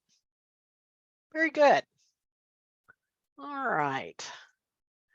So let's move on to fruit itself. So we're going to look at some peaches. And again, this is yellow peaches, not white peaches. White peaches happen to be a low acid fruit. I had somebody call me one time and they were canning peaches, and they said the next day the lids were starting to pop loose, and they wondered what was going on. And so after asking her some questions, I said, "What kind of peaches did you can?" And she said they were white peaches. And I said, "There's your problem." And that's because we just don't have any instructions for white peaches. Same thing with white nectarines. So the peaches instructions, yellow peaches only. So these are instructions. This is from our Preserving Peaches publication, using a sugar syrup on these, and you have a choice of using very light, or medium syrup, or you could even pack them in water. You could even use a fruit juice. Excuse me. Sorry. And you have the choice between a hot pack and raw pack. So it should be indicated in the recipe which pack they used on this. So this uses the fruit scorecard to judge these. So let me get this going here. So this is a pint size. They can be done in quarts or pints. You could also use the pint and a half if you wanted to. But again, you would process that like a quart. All right. Got a good seal on there. This one did use a light syrup. The peaches are not floating, and that's really hard to do. A lot of that has to do with whether they're whole or halves, or if they're sliced up. And it also really has to do with how ripe they are. The riper, the better, and the less floating will happen. So they really need to be good ripe. So let's see here. Though I forgot to mention, the ring on the inside of the ring had tiny little bits of rust on there. Not a huge deal, but once they start rusting, they'll get even worse over time. Wash them by hand, don't wash them in a dishwasher. Dishwashers will make them rust faster. Don't see any peels, no air bubbles inside of there. So nice color on these peaches. Again, they're not floating too much. And, you know, they're not packed in there pretty, but that's okay. You know, as long as they're not floating and got a good amount of fruit to liquid on this. The liquid really should be covering the top of the food. That's really ideal. If the fruit is sticking up above here, above the liquid over storage time, it can discolor. It's not a safety issue, it's more of a quality issue, but just know that it's really best if the liquid is covering the top of the food on anything. All right, tell me what ribbon you would give these. I'll also note on canning peaches, I've found that sometimes it helps to put a few in the jar and start adding liquid to them and getting the bubbles out as you go.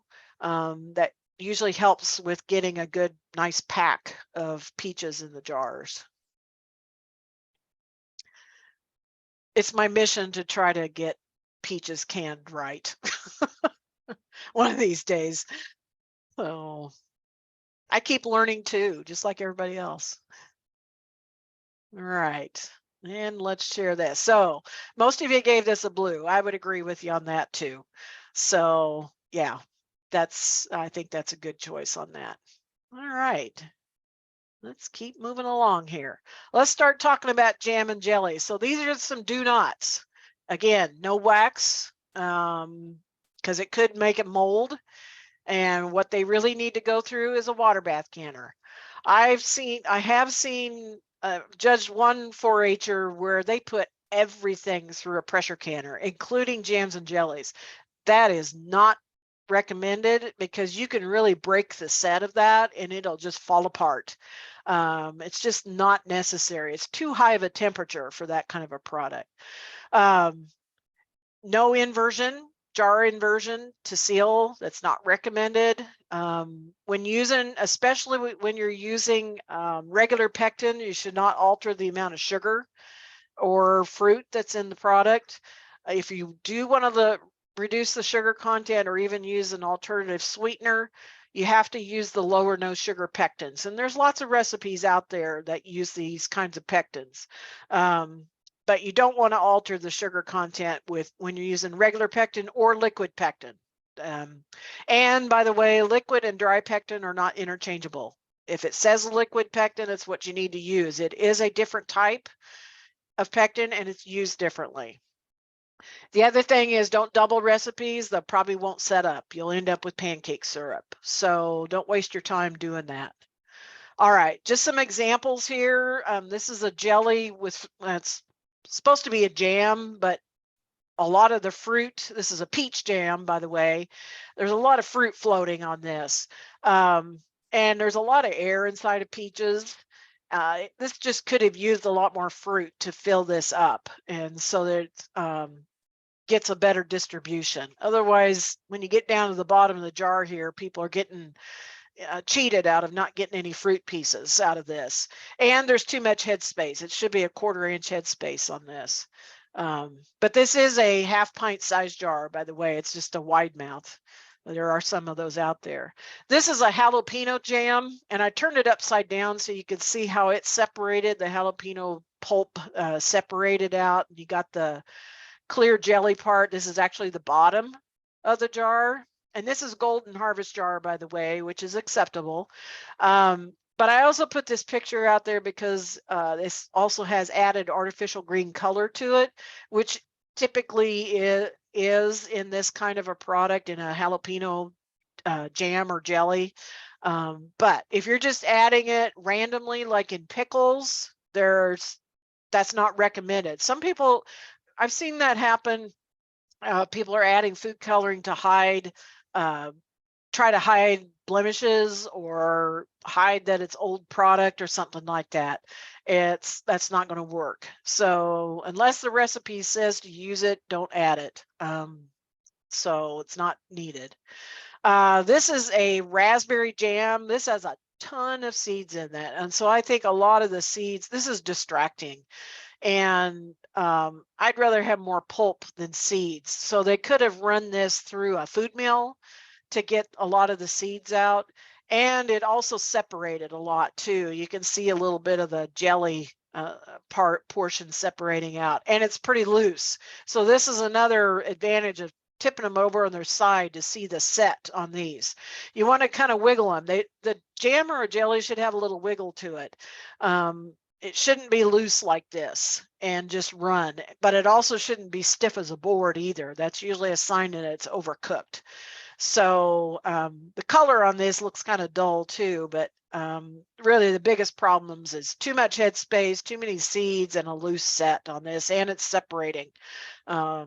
This is not a really good, not a good raspberry jam. All right, so let's look at some cherry jelly. This is made with liquid pectin, and it uses 3 cups of sour cherry juice, which you could just buy sour cherry juice. If you do this, you know, buy 100% juice. Don't buy the cocktail mixtures. Or, of course, you can make your own juice out of fresh fruit, which is quite acceptable. So this uses 3 cups of juice and 7 cups of sugar, and then 2 pouches of liquid pectin. So this is processed for a total of 10 minutes because of the altitude. And this is a University of Georgia recipe. So let's take a look at this. Again, don't mind the date on the jars. These videos were done back in 2020. So, all right, nice looking ring there. The other thing you shouldn't see on top of these is any excess foam or any foam at all. A neat little trick you can do with these is to add some butter to the mixture when it's cooking, and that'll knock out all of the foam, almost all of it. So our headspace should be 1/4 of an inch. So this could be then filled up a little more. We've got some wasted space there. You know, that too much headspace can also lead to lids not sealing. And so that can be a problem. So again, try to see if you can see on the inside, turn it on its side. This is another advantage of using the flashlight. There are some tiny bubbles in there, but that's not excessive. It still looks really quite clear.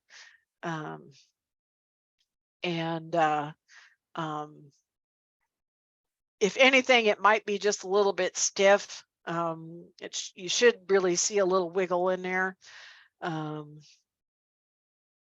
It might have been overcooked just a little bit. There's my shaking. It didn't move very much. So yeah. Otherwise, it's a nice looking cherry jelly. All right, tell me what ribbon you would give this.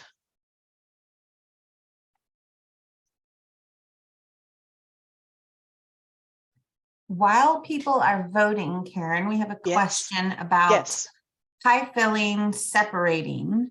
Does it hurt the safety of the product, or is it more of a quality issue? It's the quality issue. Yeah, great question. Yeah.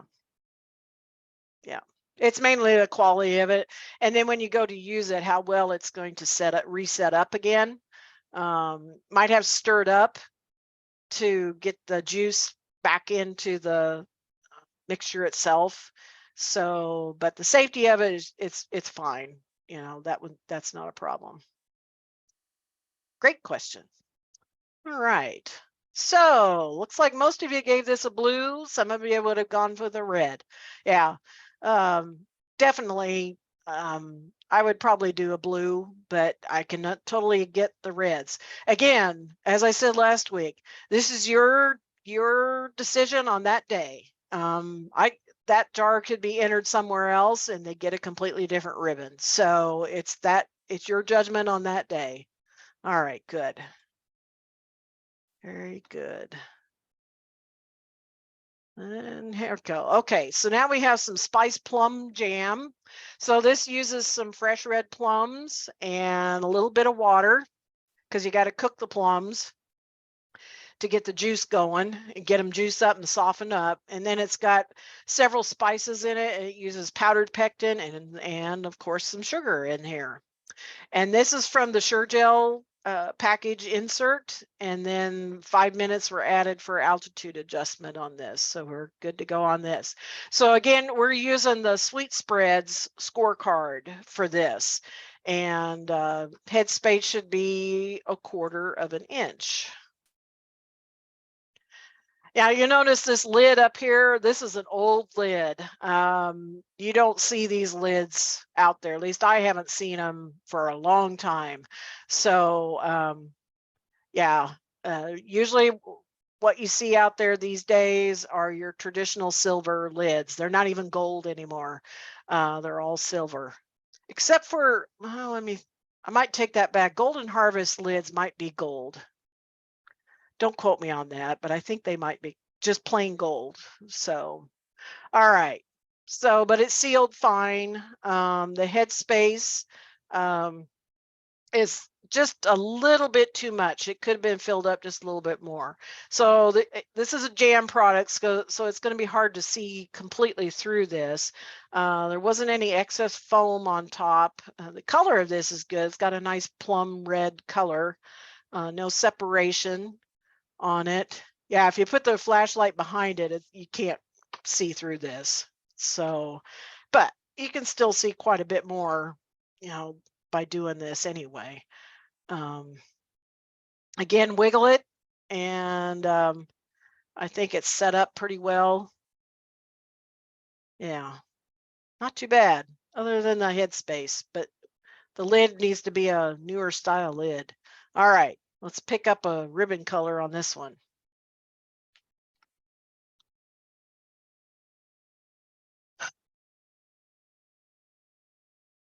Never fear, folks, we're getting close to the end, trust me.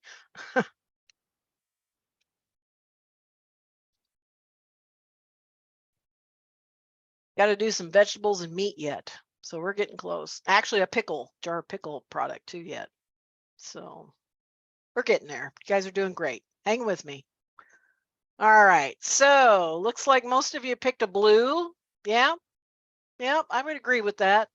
So yeah, since with the headspace, a little bit too much headspace, and it needs to be a newer lid.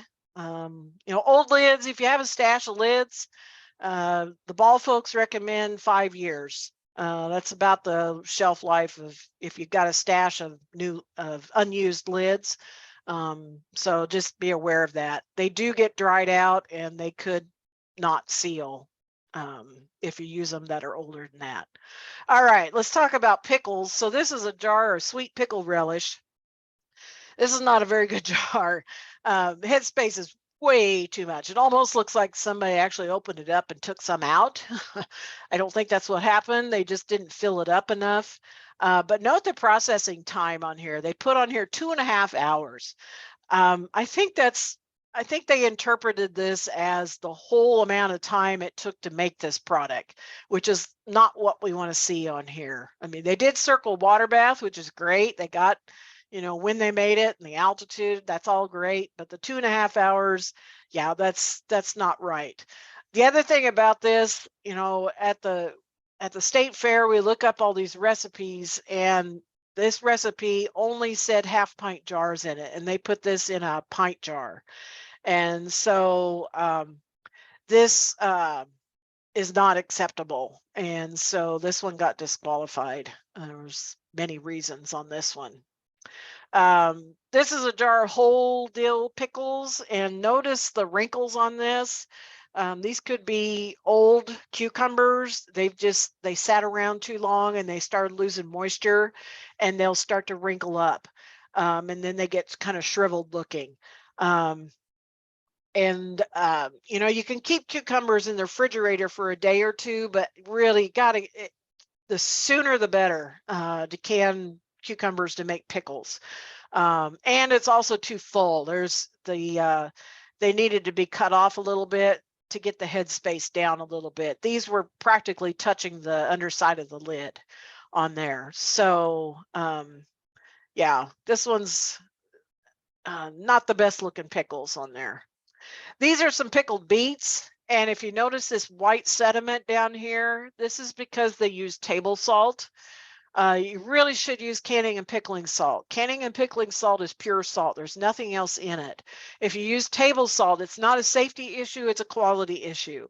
But table salt has anti-caking ingredients in there that do not dissolve, and then they settle down and they cause this white sediment down there.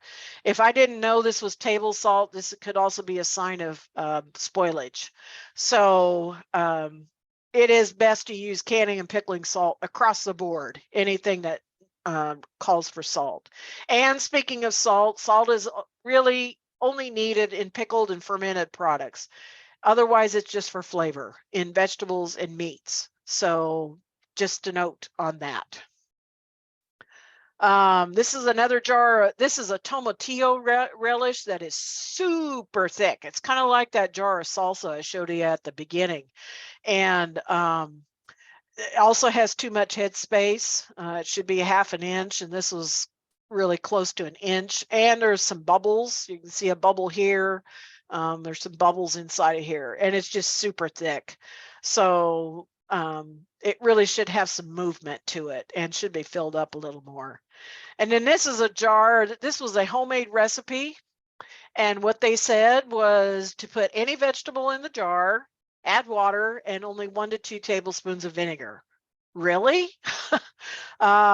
This was not acceptable at all. And this particular jar was really messy on the outside. It had a lot of residue on the outside of the jar and hardly any processing at all. There was no recipe source given for this particular. This showed up at the state fair.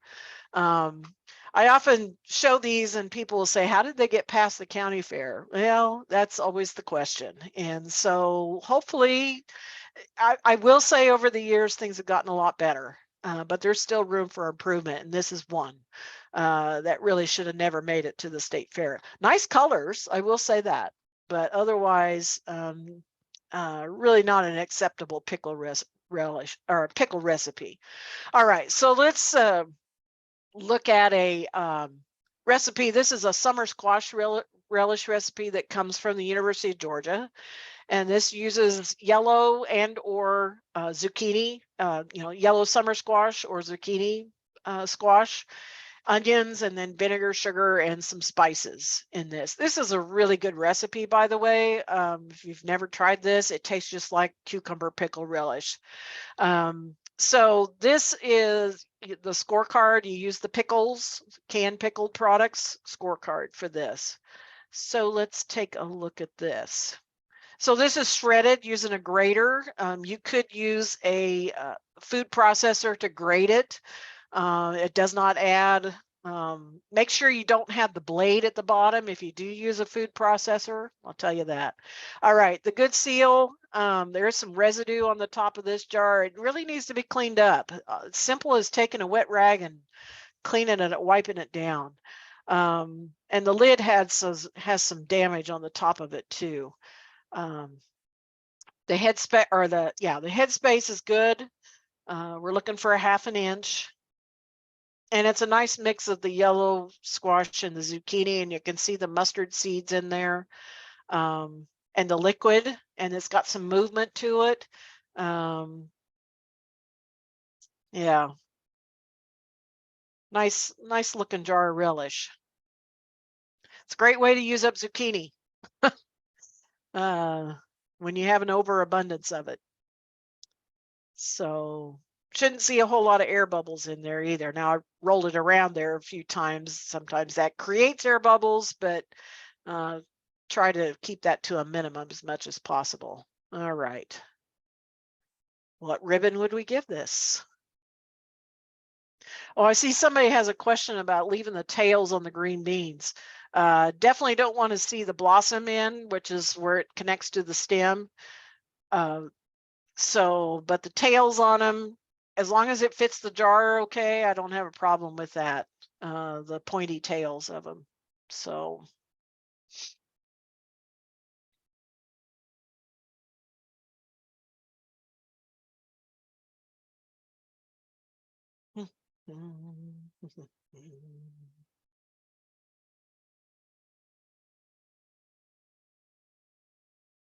Okay. All righty. Looks like the majority of you picked a blue ribbon. Yeah, I'd do that. I'd do that. So I just needed to clean up the jar a little more, and I would have gave it a purple. So yeah, pretty good. Pretty good. All right, good. Let's move on. All right, let's talk about vegetables. These are plain beets. These are beets. Now, this color on these beets looks a little funny. They look a little anemic, a little bland. This could be the variety of the beets. But it also could be because they didn't leave when they cook the beets. You're supposed to leave the stem and part of the the root and part of the stem, the leafy part. You know, you cut off the leaves and still have part of that still sticking up on there. You need to leave that on the beets when you cook them, and that helps hold the color in. If you cut it off before you cook them, you're going to end up with beets that bleed a lot. So it could have been from that, but this also could have been the variety of beets. Now this jar on the left was sliced. This one is chopped up in a dice. But I mainly show this because of the color. They just look kind of pale. So let's talk about carrots. They're either sliced or diced, not small, not baby carrots. These are plain carrots that are either sliced or diced. And so they should be cut into coins. They should be even. I like to look for about a 1/2 inch thick cut when they slice them up. This is another one that has the option of doing hot or raw pack. Salt is optional, and then it's done with plain hot water. And so this was using a weighted gauge canner and canned at 15 pounds of pressure for the altitude. So this is using the vegetables, canning plain vegetables scorecard. So let's take a look at this jar of carrots here. So vegetables need to have 1 inch headspace. Got a little tiny bit of corrosion on the ring a little bit. Just remember that doesn't improve. It just keeps getting worse. Got a good seal on there. So we'll get out the ruler and measure our headspace. And again, we're looking for 1 inch, and that's really, really good. Pretty good headspace. I know it's hard to see that doing a video like this. And again, the liquid should cover as much of the food as possible.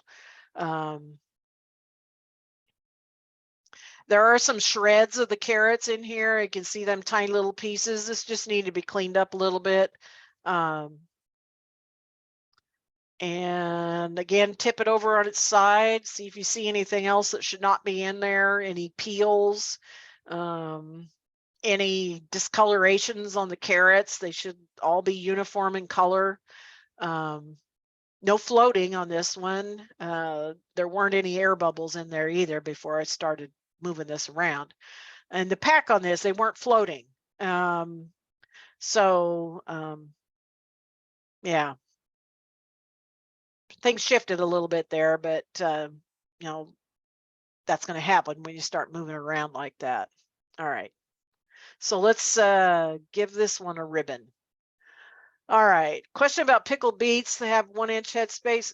Pickled beets is a 1/2 inch headspace. If they're plain beets, then it's 1 inch headspace. So pickled beets are a 1/2 inch. Good question.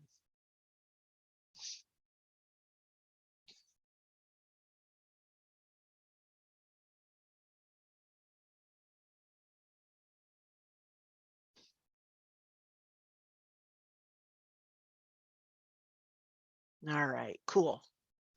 All right, most of you said a blue. Yep, I'd give that. Just need to clean them carrots up a little bit, get them little pieces out of there. That's honestly, that's kind of part of the showmanship. You know, those little pieces at home would probably be okay, but I get a little picky on that kind of thing. So yeah, good. All right, cool. Okay, let's see what we got. Oh, now we get to do meat. Okay, so let's talk about meat.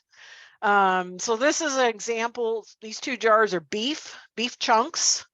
The one on the left is done using the hot pack method. The one on the right is the raw pack method. Now, the difference between meat and other products that have these options, on chunks of meat like this, the raw pack method does not have any added liquid to it. You fill up the jar with just the meat and add salt if you want to, fill it up to the appropriate headspace and for raw pack, and do not add any extra liquid.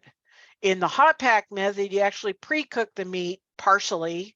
You could get a little sear on it in a skillet, and then you would use the juice that created, and also use either water or like beef stock, or if you're doing like wild game like venison, you could use tomato juice. That's what you would add in here. The other thing to look at is the fat amount that's in here. You really want to use as lean a meat as possible. So this amount of fat is fine. What I don't want to see is fat crawling up the side of the jars, because fat could interfere with how the lid seals. And so on the scorecard, it makes note of the raw pack, that this is probably what it's going to look like. It does shrink, and it usually it will create its own juice, but it may not completely cover the top of the meat. So, all right. And that just depends on how well they push the meat in the jar. You do want to leave a little bit of space, in between the pieces of meat, so the juice gets developed and it has room, space for it to go.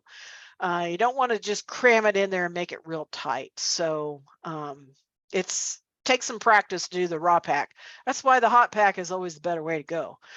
All right, this happens to be a jar of canned squirrel. Yes, it is a whole squirrel that's in here, not the head, not the tail, but it's the whole rest of it without they skinned it. This young man did this. Very proud of this squirrel, and he did it right. And you can it just like chicken, and using the chicken instructions. And so the bones are in here, and that whole squirrel, this is a pint jar, by the way. And if you look closely, right there in the middle, see them little strings right here? Just a tiny bit of fur. Didn't quite get all the fur out. So I counted down on that. You really shouldn't see any what I call foreign material, and fur is foreign material. So it just needed to be cleaned up a little bit more. But otherwise, this was well done. He did it just right. And it was a first. I will say that. It got a lot of attention. All right, so let's talk about judging meat. Good quality meat, and it could be, now this happens to be beef. I've seen there's canned chicken, and of course squirrel. There's also rabbit that can be done. So this particular one is beef, and using the chunks of it, and again, the salt is optional. This was done in a weighted gauge pressure canner and using 15 pounds of pressure, and using the meat scorecard for this. So this is a raw pack jar of meat. That amount of fat on there, I would call that acceptable. Pretty nice looking ring there. And as you can see, it's labeled as raw pack. And 1 inch headspace is what we're looking for. Now, since it is raw packed, make note that it shrunk, that it will shrink like this. The key is, again, starting with that 1 inch headspace to start with. So on this particular one, that's acceptable. Okay. They started out with the right amount of headspace.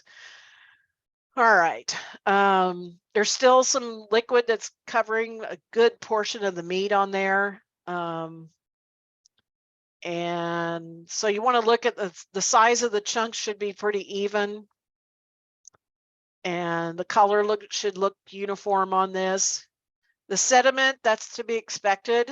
because that's just what meat does. So in this case, you don't really count down too much on that. So, all right. Let's give it a ribbon.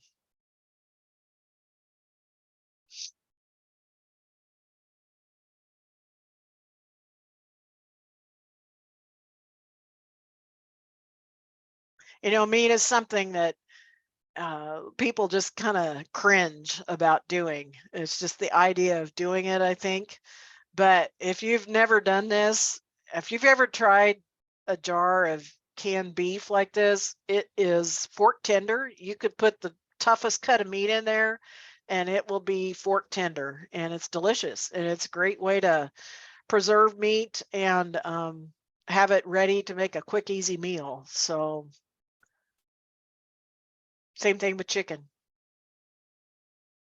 And chicken can be bone in also. You can leave the bones in. All right. Looks like, ooh, we got a close one here. Looks like the blue ribbon edged out the purple ribbon. Yeah, that's pretty close. That's pretty close. I would probably give this a purple because it's done appropriately, and so it was pretty good jar of meat there. So yeah, either way, either one's acceptable. All right. Okay, what do we got here? Oh, I want to talk about dehydration real quick. So dehydrating, these kids like to do dehydrated foods, especially like fruit leather and herbs and some vegetables. That's usually, and jerky. So I want to cover this real quick. Dehydration is really an easy way to preserve food, and the trick is getting the moisture pulled out of it and getting it dried appropriately. So these are some things that are beneficial of what you get out of dehydrated food. Fruit leathers are popular. They should be dried so that they're pliable. If you know what fruit roll-ups look like, that's kind of the texture we're looking for. It should bend. It shouldn't crack. You don't want crunchy fruit leather. So, because it usually might taste kind of burnt. So it should peel away. They're usually wrapped up in like plastic wrap or parchment paper so that it peels away and keeps it separated. It makes it easier to handle. And then they'll put, I believe, 3 or 4 pieces in a jar and exhibit it that way using a half-pint jar. So dehydrated foods are exhibited in a half-pint jar, most of them. Unless it's jerky, you can put that in a pint jar. That's fine. But most things are in a half-pint jar. So on fruit leathers, there shouldn't be any visible moisture. And again, they should be pliable, yet they should be dry. They might be a little tacky, depends on the sugar content in the fruit, or if there's added sugar or honey added to it. Fruits should be pre-treated so they don't brown, and using any of these methods can help. Ascorbic acid or fruit fresh is acceptable. Sulfites really aren't used at home. Those are that's a commercial product, and it has to be labeled on a commercial product. But fruit juice can work, like pineapple juice. I've seen that. Lemon juice might work okay, even honey. Slicing fruit thin and even makes it easier to get it dried evenly and efficiently. And some fruits you can leave the peel on, like apples or peaches. The peel can be left on. Vegetables should be rock hard. Again, they should be uniform in size. Most vegetables need to be blanched, either steam or water blanched, and it depends on the vegetable itself, on which method. Some have the option of either one. Some of them it's just water blanching and or steam blanching. So that really helps with the quality in the end. How well they dehydrate to start with and how well they rehydrate when you're ready to use them. So blanching really is important. Herbs are really easy to do. It's easiest to do in a dehydrator. You could air dry them like in a paper bag with some holes in it and let the air dry them. Microwave drying is fast, but you got to be real careful so you don't burn them. But really a dehydrator works very well. This is some oh, I don't think that's thyme. I think it might be oregano. So you leave those on the stems, and then after they're dry, then you strip it off. So yeah, doesn't take very long to dry herbs. Jerky, the main thing on this is the temperature. It has to get up to 160 degrees. Optimal drying temperature is 140. And so there's a couple methods that can be done to get that temperature up. One of them is to heat the meat, the marinated meat, in the marinade before you dry it. Or you go ahead and dry the meat and then put it in the oven at 275 for 10 minutes to get the temperature up.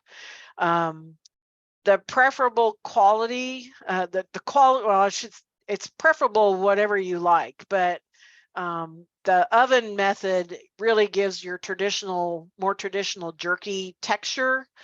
The one where it's heated in the marinade before drying kind of gives a crumbly texture to the meat, because that pre-cooking kind of starts to help to break down the fat and the collagen that's in the meat. So, but it needs to be noted on the recipe that it has been heated to 160 degrees.